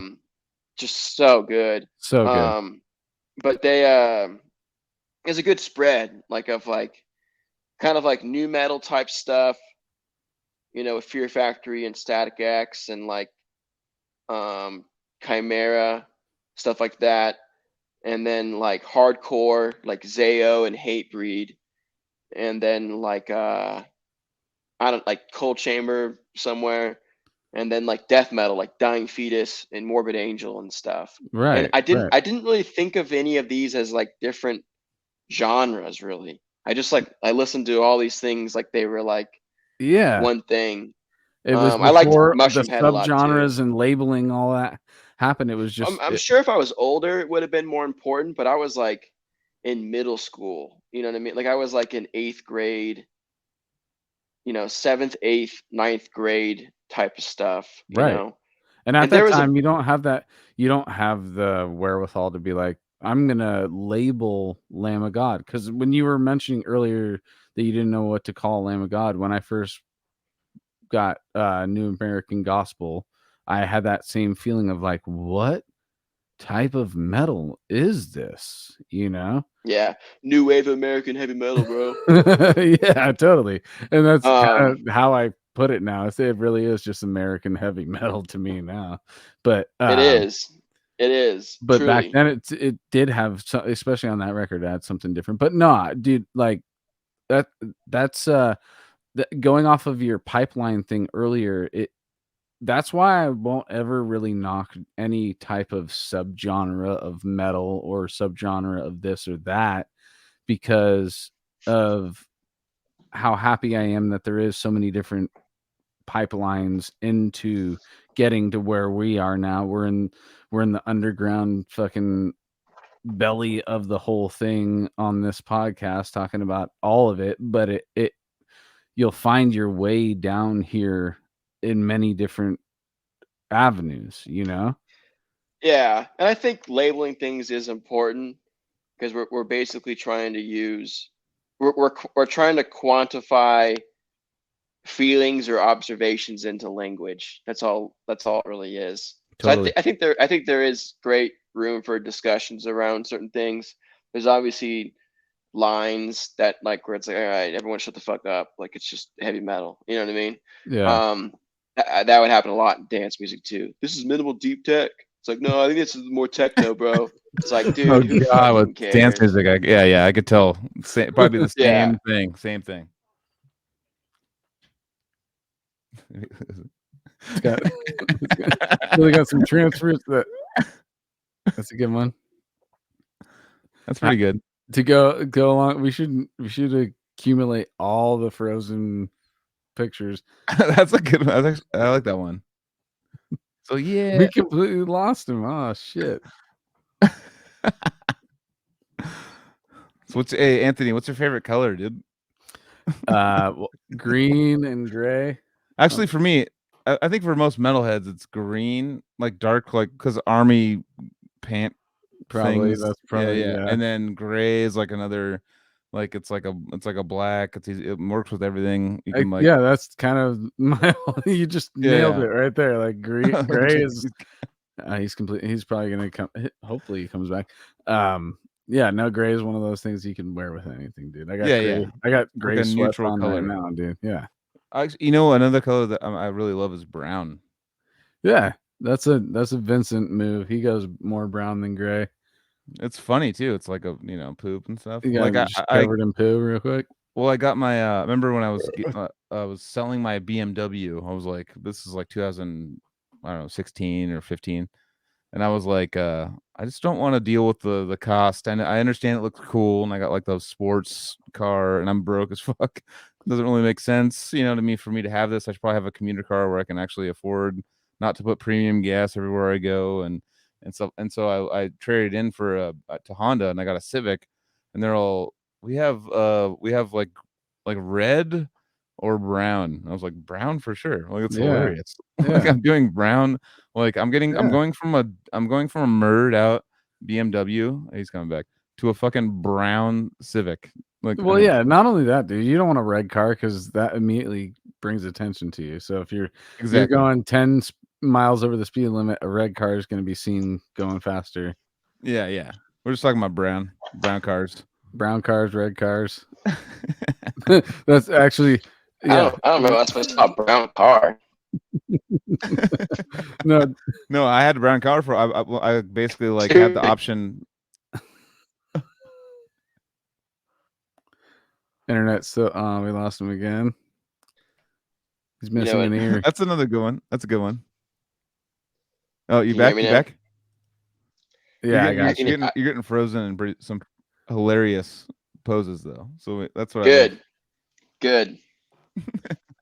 I've been victim of it as well, dude. I was saying after all this, how long we've been doing this and how many times that's happened. We should accumulate all the frozen pictures of everybody that's been on the show. Dude, I mean, there's like I'm actually using my hotspot right now. Oh, okay. It's just hot, bro. It seems a little cold. See the delay? I love it. Fuck yeah. All right, so let's get back on the dude. So you're in Nevada, you joined the punk band. How long did that last before you moved on from that? The punk band was great because they were like a local band and they were all younger kids. Did you say what you guys were called? We were called the Devices. The Devices, all right. And they were great, two brothers, drummer and guitar player, and then a bass player and a vocalist. And the vocalist was like a tiny kid, and he was like brutal, and everyone loved him. So they didn't really need a second guitar player, but I can't remember how I met them. like what the initial like meeting of them went, but they were like, Cameron's sick, like we should have him in our band. And it's because I was like into metal and stuff, so they like liked that. So they brought me in, and I wrote a couple songs with them, and I played some great shows with them. Like my first shows I ever played were with them, and it was awesome. Like, you know, the town I lived in, or the area I lived in, had like a great like music scene. Like there was tons of bands, everyone was playing in shows. There was a great punk scene. The hardcore scene was more in Reno, and that was not really like, that was far away from us. And then the metal scene was not like, I didn't really like it. I didn't really feel like there was like much of a metal. The punk scene was like where it was kind of at. Mm-hmm. And I made my own metal band with my best friend, who was the drummer. And then when we went to high school, we mixed with another middle school, and there was a vocalist and a guitar player that was there. We kind of like linked up, and we formed what's now called Disfiguring the Goddess. And so I wasn't even the vocalist at first, just to play guitar. I think our original name, or not think, but our original name was Corpses Make Mountains. I saw that. We had one song that's long gone. I wish I could have that. That'd be great to have. And then we changed it to Disfiguring the Goddess, and we went through like a slurry of vocalists as I was like also figuring out how to record. And then I figured out how to record. I figured out I could do vocals. Like I think some of my very first vocals were recorded. And then as soon as I figured out how to program drums, it was like really downhill for the band, but uphill for the music in some ways. I honestly, like the chemistry between me and my drummer was awesome. We wrote great music. It was like death grind, very slammy, but very fast, you know. And I was never like, the stuff I wrote by myself was a little bit more death metal, not as grindy. So I liked the shit we wrote together a lot. That was kind of like the vibe at first, but I don't know. It's like writing music on a computer. It's just like playing a different instrument, just like us, or playing a different guitar. You know, like the way you play an SG versus a Stratocaster. It's just like you play different, you write different shit. You know. Yeah. So what? So Looks you like you're said it was muted. like death. Am I muted? Oh, Joel's muted. I'm totally muted. I'm looking at my mute. I was like, it doesn't look like I am. So you guys all stopped talking when I was talking. I was fucking awesome. That's good visual cues. But no, I was just waiting for. I know that like deathcore is like, it's known for a style of guitar, a style of pickup, a style of amp. It's all that stuff. That'd be cool to like in the future to be like, you know, you think of an SG, you think of like AC/DC, you know, you think of like kind of more old school rock and roll. And that's why when I worked at Guitar Center, I remember like falling in love. I was walking in there like all this old classic Gibson Fender bullshit, like, you know, like just ignorant, just to all of it, like fuck this fucking stuff. And then I got a hold of a Telecaster, and I'm like, this is sick. And then I was like, they should make a metal Telecaster. And then the day, like not the day, but like the year I said that, then all of a sudden, you know, like Stephen Carpenter comes out with his own signature model. Everyone comes out with their signature Telecaster. I'm like, it'd be cool to have like I mean, I know that the ESP's done it, but like to use like an old school guitar to be like a heavy, like a brutal slam something. Like there's a different tone there, like you're saying. There's like with the fucking old school P90 pickups, like the old, you know, classic pickups, and just like fucking chunk and do something with it, but like have it be the style of music be current, but the tone be from the people are going to do that. It's already been thought of. I know it's going to happen in like a year. It's going to be like all like people with like fucking like Taylor like acoustic guitars with like a little pickup on it. They're going to be like trying to chunk on it and shit. I don't know. I feel like the guitar you play makes such a difference in how you're playing and what you're writing and all that stuff. I have a 6-string Epiphone Les Paul that's awesome, and I have a 8-string guitar, and the 8-string feels like it doesn't even feel like a guitar. I don't know what it's like. This is a different instrument, and it's cool. It's not a guitar though. It doesn't feel like a guitar. I know. Well, I mean, with what would you call it then? What is it? I don't know. 8-string guitar, like 8-string bass. It's in its own little thing.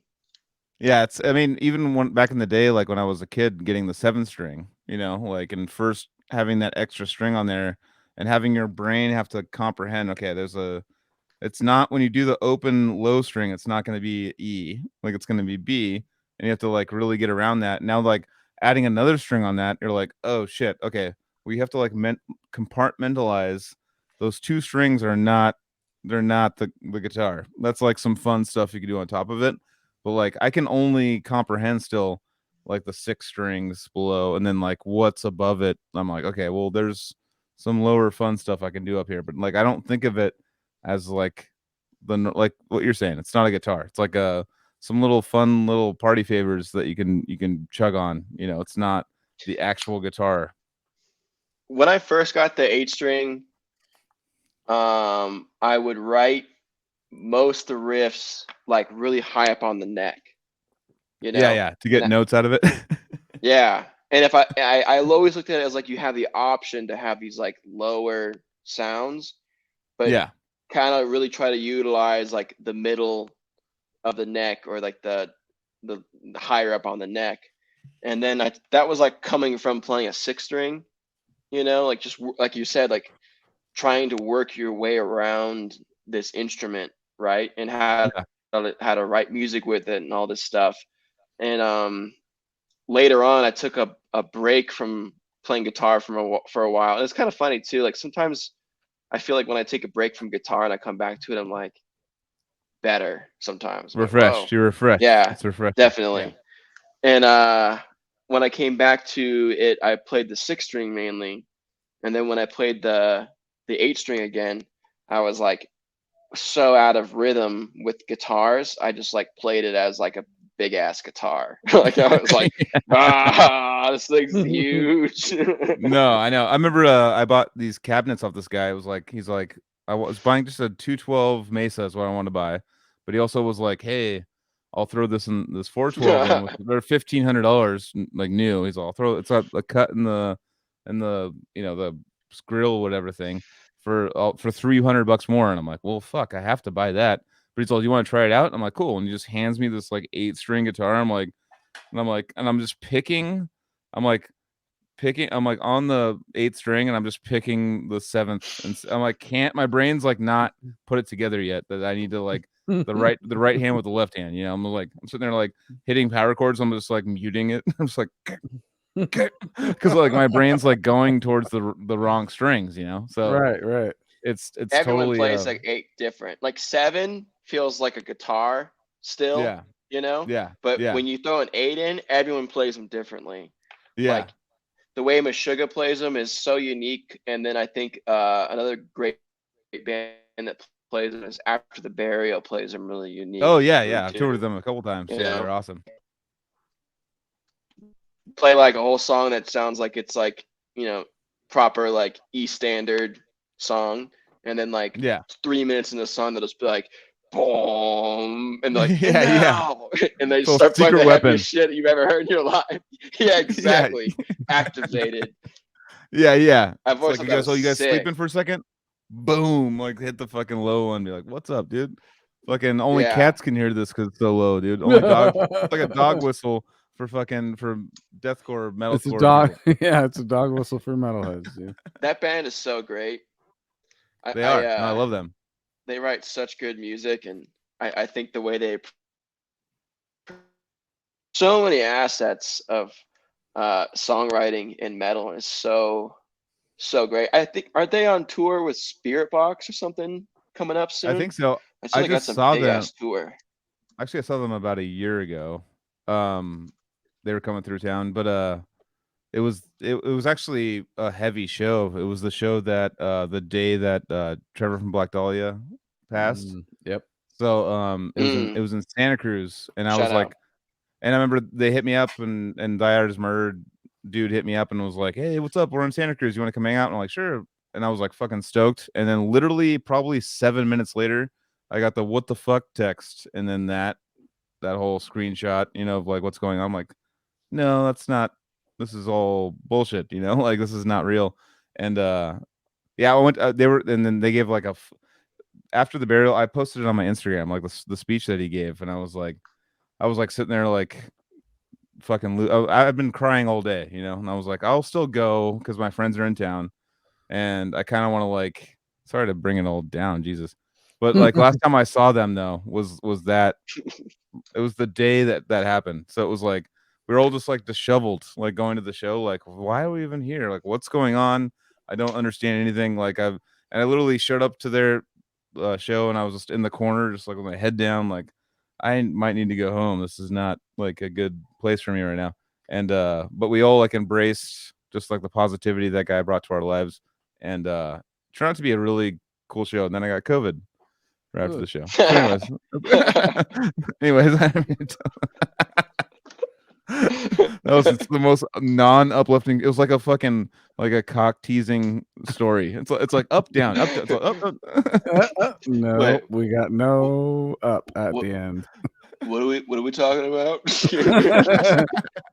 Here I am. I just rolled a joint and I'm smoking. I'm like, this is where we're at now. Yeah, I'm the drunk guy. He's the stone guy. Anyways, I'm the drunk guy too. That's but after the burial, that sounds like a day. No, I toured with them on Summer Slaughter, and I did another tour with them. But like, they had a very cool like mix-in of the Meshuggah style, but like still had a little dime baggy kind of stuff too. And they had a bunch of other kind of styles mixed in that were very unique. And then the deathcore like bass, you know what I mean? They had that with the Meshuggah on top, and then like a little bit of like their influences that what they grew up with. And they were very cool. I mean, they were right either before or after us. And like watching them every night, I was like, they were fucking very interesting, Yeah. What Sure, Summer Slaughter year was that? Probably like 1932 or something. No, I think it was 2010 or 9. It was I think Origin was on that tour. It might have been the Suffocation. I think it was Necrophagus. Was it with Necrophagus? Yeah. Dying Fetus. Suffocation. I saw that tour in San Francisco. We all drove to San Francisco to see that. Yeah, tour. Regency. Right? Yeah, definitely. Yeah. We were all like big Necrophagus fans, and we knew it was a big deal to see them. So we went to see that. And I remember we walked in when after the burial was playing, and we drove from Nevada, so it took us forever to get there. Damn. And it was an all-day thing. So we walk in when after the burial was playing, and we were like there to see, like Origin and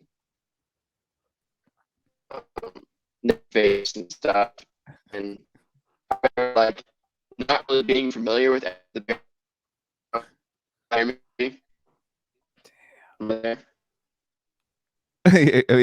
You're breaking up, like, bro. Oh no, you're back. You're right. Go for it. All right. If it happens again, I'll try the internet and see if it works. So lame. What a good time for the internet to the DSL to stop. You know what I'm saying? But I remember they're playing that cursing. What's it called? Cursing. What band? I don't know. After the burial. Oh yeah. Fuck, I forget. Yeah, it's been a while. I don't know how to pronounce it. Even if I look at it, cursing. Yeah. I mean, but it has like that sick riff in it with the dun dun dun, and I remember being like, "This is crazy! Like this is awesome!" And ever since then, just being a big After the Burial fan. I want you. You mentioned like the Meshuggah part, and I saw them on tour Spirit Box, and that made me want to bring something up that I think is interesting. And about Meshuggah's influence. Because it's huge. Right now, I like in all the metalcore bands that are big right now, like Spirit Box and Crystal Lake and stuff. It's like they sound like Meshuggah. I'm like, this is crazy that like bands that are like popular metalcore bands sound like Meshuggah. Like, what the hell? You know what I mean? Well, for me, when I first heard Meshuggah, I was like, I get the rhythmic weirdness of it, but I was like, you can do so many things with this. Is when I first heard Meshuggah. I was like, with those rhythms, like you can, because they were just doing like open, like dun dun dun dun dun dun dun, dun, like you can go like dun, dun, dun, dun, dun, you could like riff on it. You know what I mean? And I was like, that's the first thing I thought with them, because I was like, I get what they're like kind of like the Black Sabbath of the weird odd timing, like doing like those riffs and stuff. And that's the first thing I used to tell people was like that you can riff over that. That's like a perfect place to like do a weird riff, you know? I didn't come up with any ideas. I'm just like a Anthony coughing into a microphone. Sorry, Like dude. that's basically like what I had. That's basically the ideas I had though. I was like, I mean, I thought that would be like when I first heard Meshuggah, like I was a very actually 1999 is the first time I heard them. My brother showed them to me, and I was like, I don't know math, dude. I don't know, like what Well, the fuck? You know, I don't like, think you need to know math to understand Meshuggah. I really don't. I really don't think you need to know math, dude. Because You don't all need you to know need to any do is math. go. You just need to I fucking don't think you need go to and know see math. them live, dude. You need to You need to go see present them your live high school because diploma when you see them yeah, live. yeah. It's like you told Math, your you can't white. come in here. You don't know math. yeah, dude. Did you pass algebra your senior year? Ah, no, you're out, dude. Because They're all I like, didn't. they're all fucking build a y-intercept. Y equals mx plus b. Fucking just The real aspect of that band for me is what we've been talking about all night, which is what I also get from Disfiguring is mood, Nice. feel, hypnotic trance aspects to the music where you're kind of forced to just like go on a journey, you know, before you even realize you're like, oh shit, dude, we're moving right now. We're all moving together. Oh, I'm a part of this thing, and you just let it take you, dude. That's what it is, and you get you get hypnotized. My favorite hypnotizing Meshuggah song is their remix of Rammstein. Have you guys heard that shit? I have listened to it in the past, but I can't pull it up and a remix with a Meshuggah Rammstein kind of mashup. It's Meshuggah did a remix of a Rammstein song, and it's basically like it's Byzantine, and it's like the Byzantine song, but Meshuggah is playing all the music instead of Rammstein. It's is that on the so Rare sick. Tracks? Is that like the Rare Tracks album? No. No, it's on some Rammstein album. Oh, it came out on the Rammstein album. Okay. Yeah, maybe it's like it's an actual like proper remix, and I just love that concept. you just of like made a Joel band. go get it right now. That's what he's doing right now. I mean, It's I've never it's heard so sick. Rammstein, but I've heard Rammstein. Rammstein. Rammstein. Rammstein. I just saw them in LA actually, and it was fucking No way. yeah. Actually, dude, my fucking because COVID would like canceled a bunch of things, so all of a sudden all the things come up at once, you know. So I went Roger Waters on a Friday. I saw Roger Waters on a Friday. Flew to LA, and then saw Rammstein on Saturday, and I was like.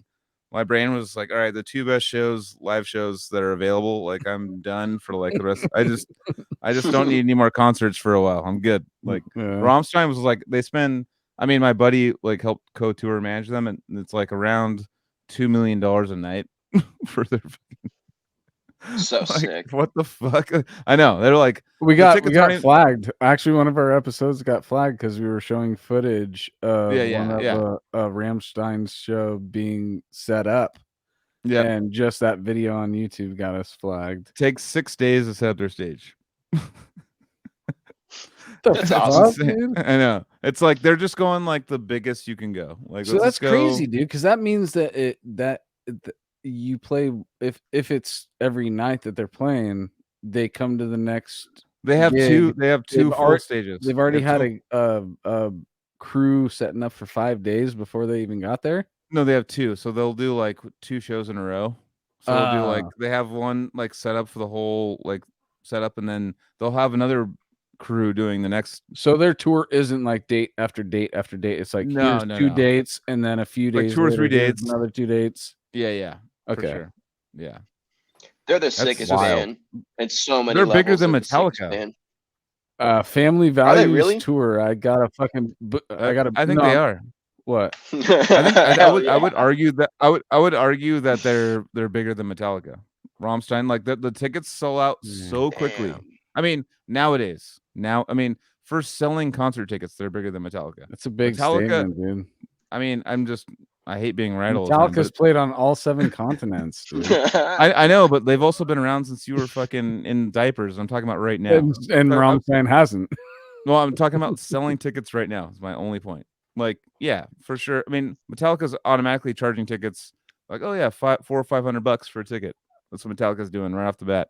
Like, they're charging top insane. I would just have to see numbers because I would have to see if Rammstein and Metallica are touring the same amount. And well, Rammstein, it's only Rammstein, and they'll just be like LA Coliseum sold out 2 nights in a row, like a day or two. Like, that's not Metallica. Can't do that. Metallica does fucking the stadiums. What are you talking? Like, that's the Olympic stadium. I'm talking about the Olympic LA Stadium. Fuck the Olympics, dude. Just because I was right. I mean, one thing I like you're about not right. them is like it's like U2, Metallica, Rammstein. Yeah, it's like they could sell any stadium anywhere in the world, you know. Dude. But Rammstein is in German. Like, I know that's the most mind-blowing part about it. It's not even like you can't be like, you can't sing along like Enter Sandman with Rammstein. You just go like do or like oh gone this on it. Everyone's singing it and they don't know what they're doing. Rammstein did make me learn how to say you hate me, dude. du hast nicht. No, the cool thing about Rammstein is their last album too. They have these insane music videos, which they're like movies. The last album is so sick. The music videos were nuts. I know, and they're so like I've like cried to them. I'm like, Jesus, that's like the most beautiful. No, I'll show it to you, and you're gonna cry too, dude. No, I'm not. I mean, I'm laughing at you insane. because it's so funny that you're just this passionate about it. But I was just you were saying that. No, you want to know why I was really laughing? I'm not really laughing at you. I'm not laughing at you. I'm laughing at the fact that you're talking about crying to their music as I'm thinking of Family Values Tour, which was the first video I ever saw. With the jack off with thing. The fucking strap on dildo. I was there too, pissing milk on everybody, dude. Yeah. That's where they had to start, dude. Yeah, jack off milk. The biggest band in the world. I know. They went off when I first saw them. They were like, they bent over the keyboardist, pulled down a butt flap. Yeah, and then the singer was just jacking off a fake dick and coming on the keyboardist bent over. And I was like, it was 1998 when that happened, and I was like a kid at fucking. And after you came, you're like, what the fuck am I gonna do? I don't think I had come yet at that age. Like I'm watching a guy come on a guy's ass. I'm like, oh, why is he peeing all over him? It was your first time. Yeah, exactly. My first. What's happening? that reestablished your family values. Oh shit! They have they're a good rabbit hole to go down if you like. Rammstein documentaries and stuff. Oh learning about how they've always been a band. They always keep the same lineup. They just down. I love the early kind of like documentaries and interviews. I love son of a bitch. Am I cutting out? Your point. I was trying to get your point in there, but I got your point. It's like, I mean, I actually watched a Rammstein documentary where Till, the singer, he like goes back to his town, and it's a small town in Germany where there's like 800 people there. It's like a farm town, and he just goes back there and he just lives there. And like everyone's like, oh yeah, we know Till. Last time my car broke down, Till helped me out last week with. That's what's it's up. like he's like still like, you know, he has this getaway because they're so mega famous in Germany that he has this little spot where he can be himself and be a normal person. But you know, it's very trippy to see him sell out 2 LA Coliseum shows, you know, like back to back, and then he's like, oh, I want to go help with the boats, I want to go help with the livestock. You know, he still does all that shit, which is a trip. He's like, I got $10 million, can I help with the livestock? Well, I mean, if you come from a town that small, you're gonna always be connected to the people there, dude, because that's really a village. You know, it's not a town, that's a little village. 800 people. Yeah, it's still like, I feel like if you're at that point too, like I don't think money is even gonna, like, you don't want to give those people, I mean, you want to give them sustainability, but that's their lifestyle. You don't want to like be like, here's a bunch of money. Yeah, bring Now back a let's- bunch of money, and then you go back on tour, and then you come back, and everybody's like degenerates. Everybody's gambling. exactly, and fucking exactly. drunk, and prostitution's happened in the 800-person town that you grew Like up he in. wants to in his town that he wants to like help them physically, like help them and hang out with them and be a presence, not like the people who go, oh, I got rich, here's money, get fucking 8 balls, dog. It's like people like don't like it, basically like keeping it the same. He wants to keep his where he came from the same, which is Preserving. That's actually a cool thing. To Wait, use your money to preserve. Cameron has a good point, but he's freezing. Oh shit. What was the He point? also preserves it in the way if anyone starts doing too well, he shows up at their house, breaks all their nice shit. That's the Yo, part that we're guitar's leaving dude, out. that guitar's worth $10,000, dude. Just fuck you, dude. Get back, He's get like- humble again, motherfucker. Go back And to it's to milking the that point where cow. he like keeps the population the same. Like nobody's allowed to move in, nobody's allowed to move out. It's just 827 people on the. Oh my Fine. god, so good. Well, dude, I mean, we've been going for a long fucking Yeah. time, but we still haven't gotten like into Cameron though. So I just want, all right. So Disfiguring was a thing but then you took it and ran with it after that. That's what you were saying. It was a human project before, and then you kind of reformed it and made it your own solo thing. Yeah. Like once I started programming the drums and getting pretty good at that, I think I wrote like a badass song, and I showed my drummer, and he was like, "I'm out of the band, dude." Really? He was like, I can't do it, dude. Yeah, I'm out. I'm over it. And I was Yeah. like, he's like, that song's sick. Yeah. Did he go on to still play drums and anything else? No, Nah. he got very into art. Oh, okay. That's Okay. cool. Yeah. Take Yeah. the energy and put it somewhere else. I think it's all the same kind of energy. You just put it into something different, you know? Mm-hmm. So, Yeah. okay. Then the videos and stuff came before well, I mean, not before, but like Disfiguring was there in the background, but the videos that I was coming across of you at a young age, you didn't really have any Disfiguring demo out at the time, right? No, there was the first demo.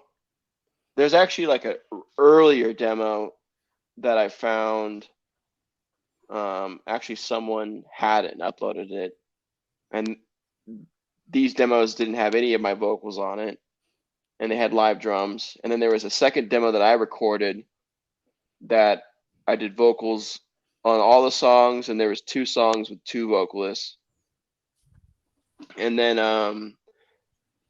after that, I think was the promo EP, which was when it was just me. Actually, this is kind of funny too, that the original vocalist when it was called Corpses Big Mountains, he came back on one of the recent Disfiguring the Goddess albums. Blood Animal actually has 2 vocalists on the whole record, and it's him and I. He wrote all the lyrics on it too, which is cool. And that was an interesting part. I did Caterpillar, and I was in Minden, and he was in Reno, and he was like, I hit him up, and I was like, you should start coming down. We should just like make music and stuff. And so he would come down. I would write the song, he would write the lyrics, and then I would record all the vocals, and then I would record him replacing certain vocals.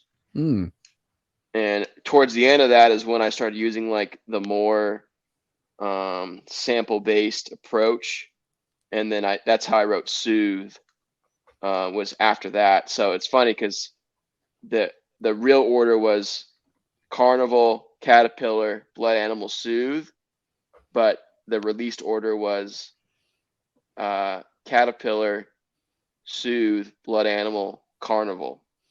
You know what I mean? But now we're up to date. Right on. Well, that's cool, dude. And now we're ready to rock. No, for sure, Yeah. dude. And No, you do, even with the out of order shit you were just talking about, you do feel this growth and progression of that project throughout the catalog. If you've, you know, not only just been there from the beginning, but just it experienced the whole thing. And if you go try and go in chronological order, I noticed this growth that happens with each record, and I appreciate it. It makes me excited for what's to come, and excited that your newest EP, you know, forced itself into my attention. And that's fewer, like I said, fewer and far between for that to happen with music. I mean, I can dig and find stuff that would probably do that for me, but I'm lazier in my older age for digging for new shit. And this is something that forced its way into, you know, my bubble, and I appreciate it, you know. Carnival's sick, dude. Yeah, And even that cover art is it comes nostalgic to me, because I've always been an evil clown type imagery dude ever since I was a young kid, you know. Killer Clowns from Outer Space was one of my favorite fucking horror films as a kid, you know. And so that also yeah, hit I me like there that too. because that are you guys familiar with Snuffed on Sight? Snuffed on Sight? No. Yeah, dude, you got to check out this band.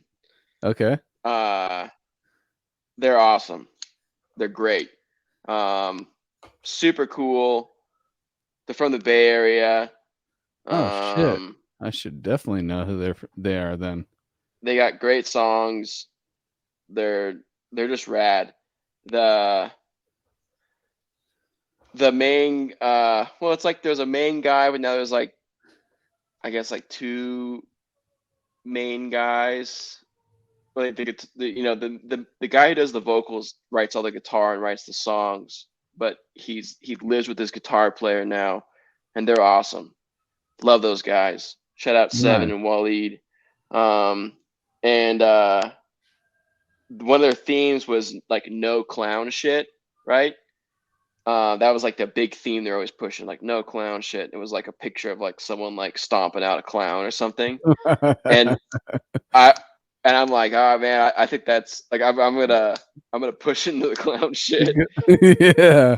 And I always talk to him and like go off on these like crazy like visionary rants about like things we're gonna do, or like something that would be cool to do, or like something. And it's awesome. But one of my all-time like dream scenario things to play would be the Gathering of the Juggalos. That would be like That would be a big kind of like sick, dude. yes. I It'd be mean, the coolest thing in the world. They'd be Yeah, down yeah. with that cover art, no doubt, dude. And actually, you know, if we're gonna tie it all back together, I think that there could be a way, a pipeline for the Juggalos to find the groove in Disfiguring and maybe find their way into death metal somehow. You know? I don't know how I would do it. I mean, Disfiguring doesn't have a live component to it right now. So it's like I would, I mean, I don't, there'd be a possibility that I could just do like a DJ set, and I just would play like death metal and dubstep and And just just like fucking, yeah, just try to rile those guys up. totally, dude. Just fucking You know cut what I mean? shit up, and yeah, you could Just like definitely. get a big like thing to spin around and just like spin it around the whole set. You can find a Yell vibe in there, stuff. dude. I know you can. With the way that you blend, you know, multiple styles of music, I do applaud the way that you. I the word is mature, but it really is like the sampling that you use on Disfiguring. It's not overdone at all. It's the right amount of sampling for this project, dude. So I just, I don't know why I got on that, but I just wanted to applaud that too, that there's not an an overabundance. It blends well. You know what I'm saying? Like there with like a project like Dripping, it's hip hop beat for 2 measures and then boom right into the fucking brutal part. But I think that you're able to blend those things and not make it sound off kilter. You know, they actually work together very well. There's a couple records where I feel like I did that. I mean, I've always used samples well and ambience well on some records, but I really feel like Soothe is in a realm of its own in terms of the samples. And I think I owe that a lot to the themes it promotes, but also like the repetitive nature of everything. You know, I like that a lot on I think Carnival has a lot of repetitive nature with the sampling too. And Carnival has a lot of like longer sections where like once the section shifts into something, it stays there for like a good while. And like the next section is usually an evolution of some type. Totally. It's very, very like natural kind of flowing across, but you're staying within something for like longer periods of time. And the samples help back that up. Suit though is like onslaught of just repetition, you know, and I love repetition. I don't know. That's why I like a lot of death metal with repetition. Obviously, like techno and house music is even on Caterpillar. There's times repetition. where I'm like, oh yeah, he's sitting on this riff for quite a while in a good way, you know. Yeah, and I get that, you know, when we're talking about the words of the night have been hypnotic, trance, you know, mood, all these things, and actually you can't achieve those levels of bringing somebody to a certain mood or feeling without time to really grasp them. You know, you're not going to get somebody to catch the mood of a 3-second part of a Spawn of Possession song, you know. Yeah, but in a weird way, like that's also like where I got a lot of influence from too. Like there's a couple guttural Secrete songs that have like just like 8 seconds of like the coolest shit I've ever heard in my life. Yeah. And I'm like, man, I would love if that was like a full song. You know what I mean? And it's not that I wish like that song was different, but like those moments are like, you know, something I've tried to halt, like, you know, spread out. Yeah, bring the walls out further. I think the next couple Disfiguring releases are going to really hammer down on these kind of things we've been talking about tonight: mood, repetition, you know, all like hypnotic stuff. There's a lot of interesting things I'm doing on the next couple releases that are kind of flushing out a lot of this stuff. Yeah. And I can't wait for it to get out. I'm working. It's not about finishing it sometimes, like it is, but it also I'll tie this back into another thing too. We're talking about with reading, and like when you read a certain book, I think when you read a certain book and you're able to like get into it and get through it is when you're supposed to read that book. Like there's so many books I'll try reading and I'm like, it's not happening right now. And then like in 6 months I'll pick it up and finish it, you know? So I think that's a big thing with reading too. I've been doing that with Finnegan's Wake for like 15 years, bro. Literally. There's been multiple times I've tried, and it's every time I have this real like moment where I'm like, I'm gonna do this, dude, and then you go a certain length and then it's you kind of fizzle out and then move on to something. That's something that, I mean, Finnegan's Wake, if anybody knows about that book, it's you're gonna have a very hard time cracking into that. You're trying to read you're trying to read something of someone who reworked the English language and mixed it with other languages and made up their own words, and you got to decipher it all. But But yeah, sorry, that's me going off on your shit. Sorry, dude.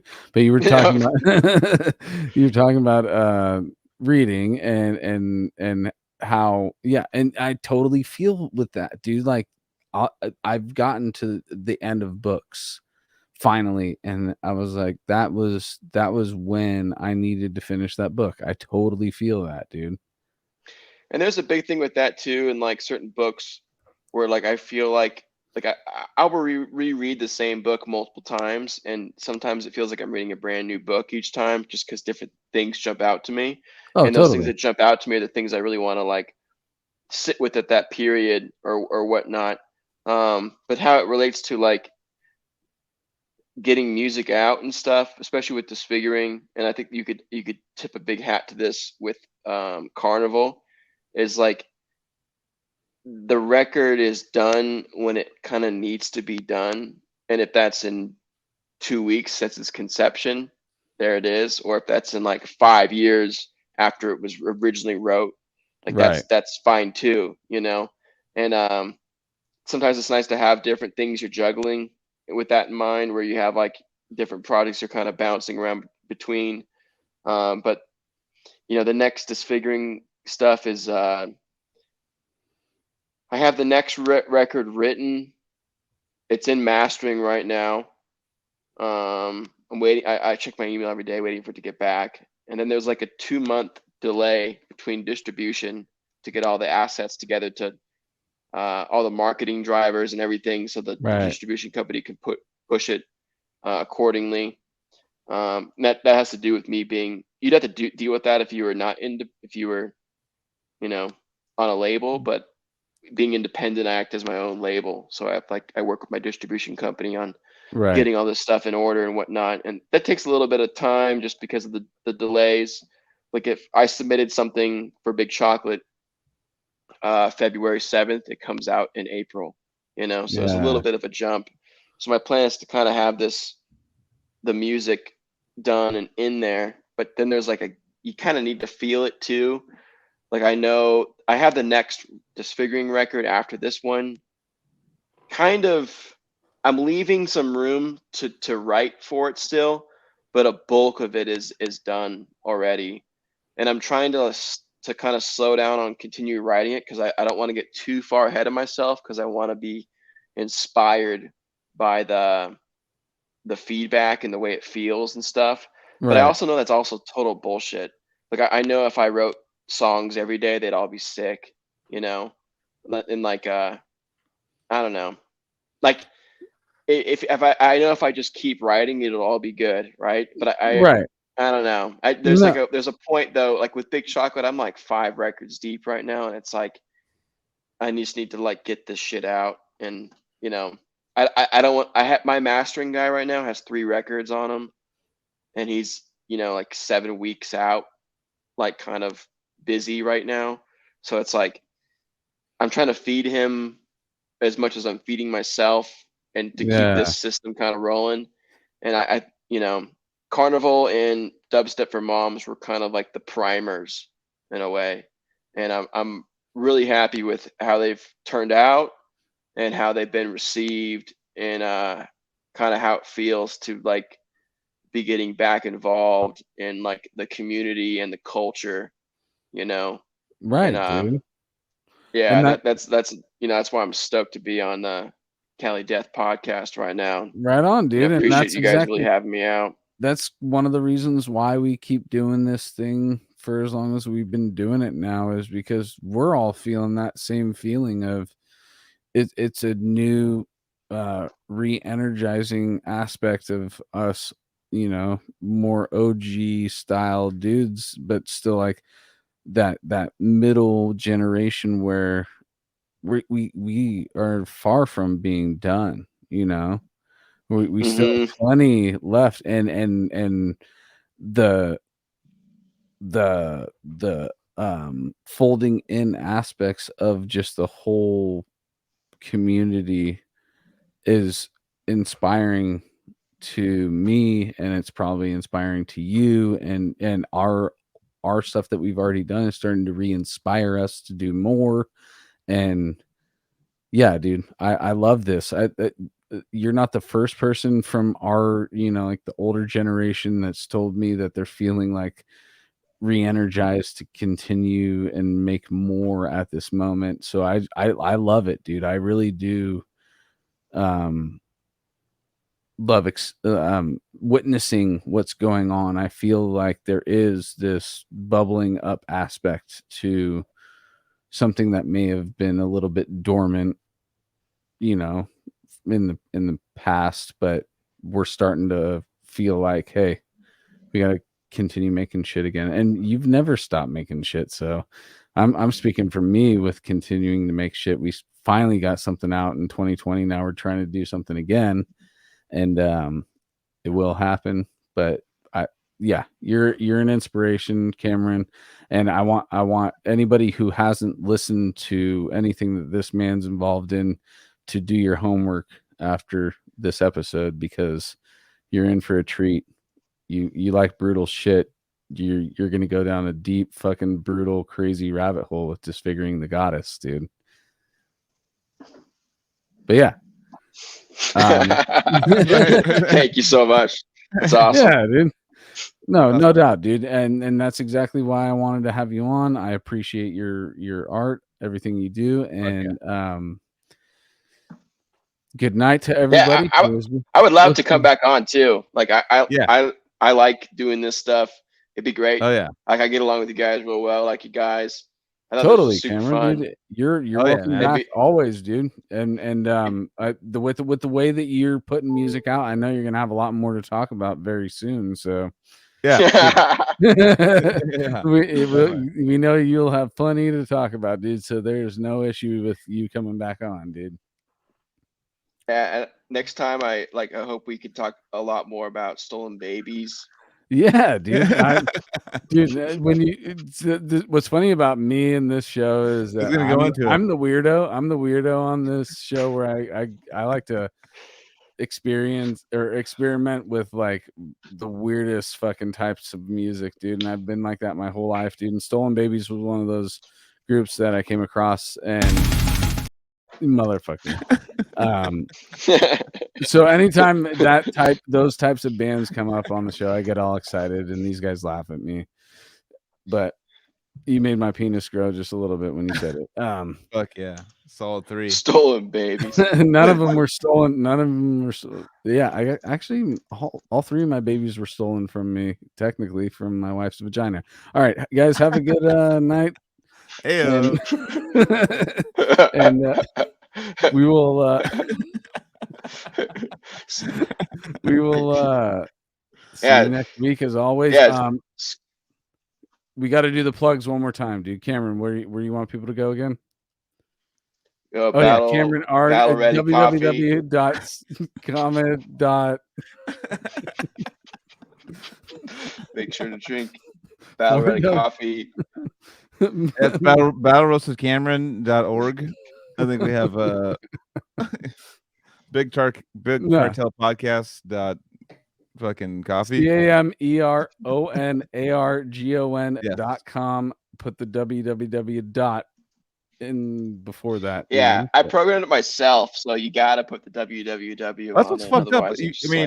I'm in work. networking and stuff, and I know that I know what the www means. Like someone jacked you because they have if you just type in your name and .com, then it goes to like selling gas products. That's what I looked at. Fuck. I'm just saying, I typed in your name and didn't put the www in. It was like a gas website for like selling gas things. Try it right now. It's a weird. It's all gas spouts and shit. And then I typed www in, and it was perfect. Dude, if I Google Cameron Argon, Cameron Argon's website homepage comes up on the front page. That's the way to do it. That's the way. Oh yeah. No more websites. It's 2023. Just type in a name and hit enter. Then you'll go to the place. Consult the Oracle. And I got a dope website. The dopest thing I've seen. The graphics on that, like, and the colors, the green and the white, like. Dude, I don't know what the deal is with like the way it displayed on your computer, but like there's no stylizing on color at all in it. Hold on. So I don't know why it's let me check like it out now. Let me check it out now. Hold on. dude, your website's so sick. How sick would that be to be in a 360 website, dude? Just Dude, all they're gonna around make you, Code this dude. yourself. Yeah, It's all dude. HTML. Yeah, just the first HTML. Just like, yeah, dude. I fucking did 0000 for black. Like, I know what's going on. All right. That's, Okay, dude. I don't know. Much love, been y'all.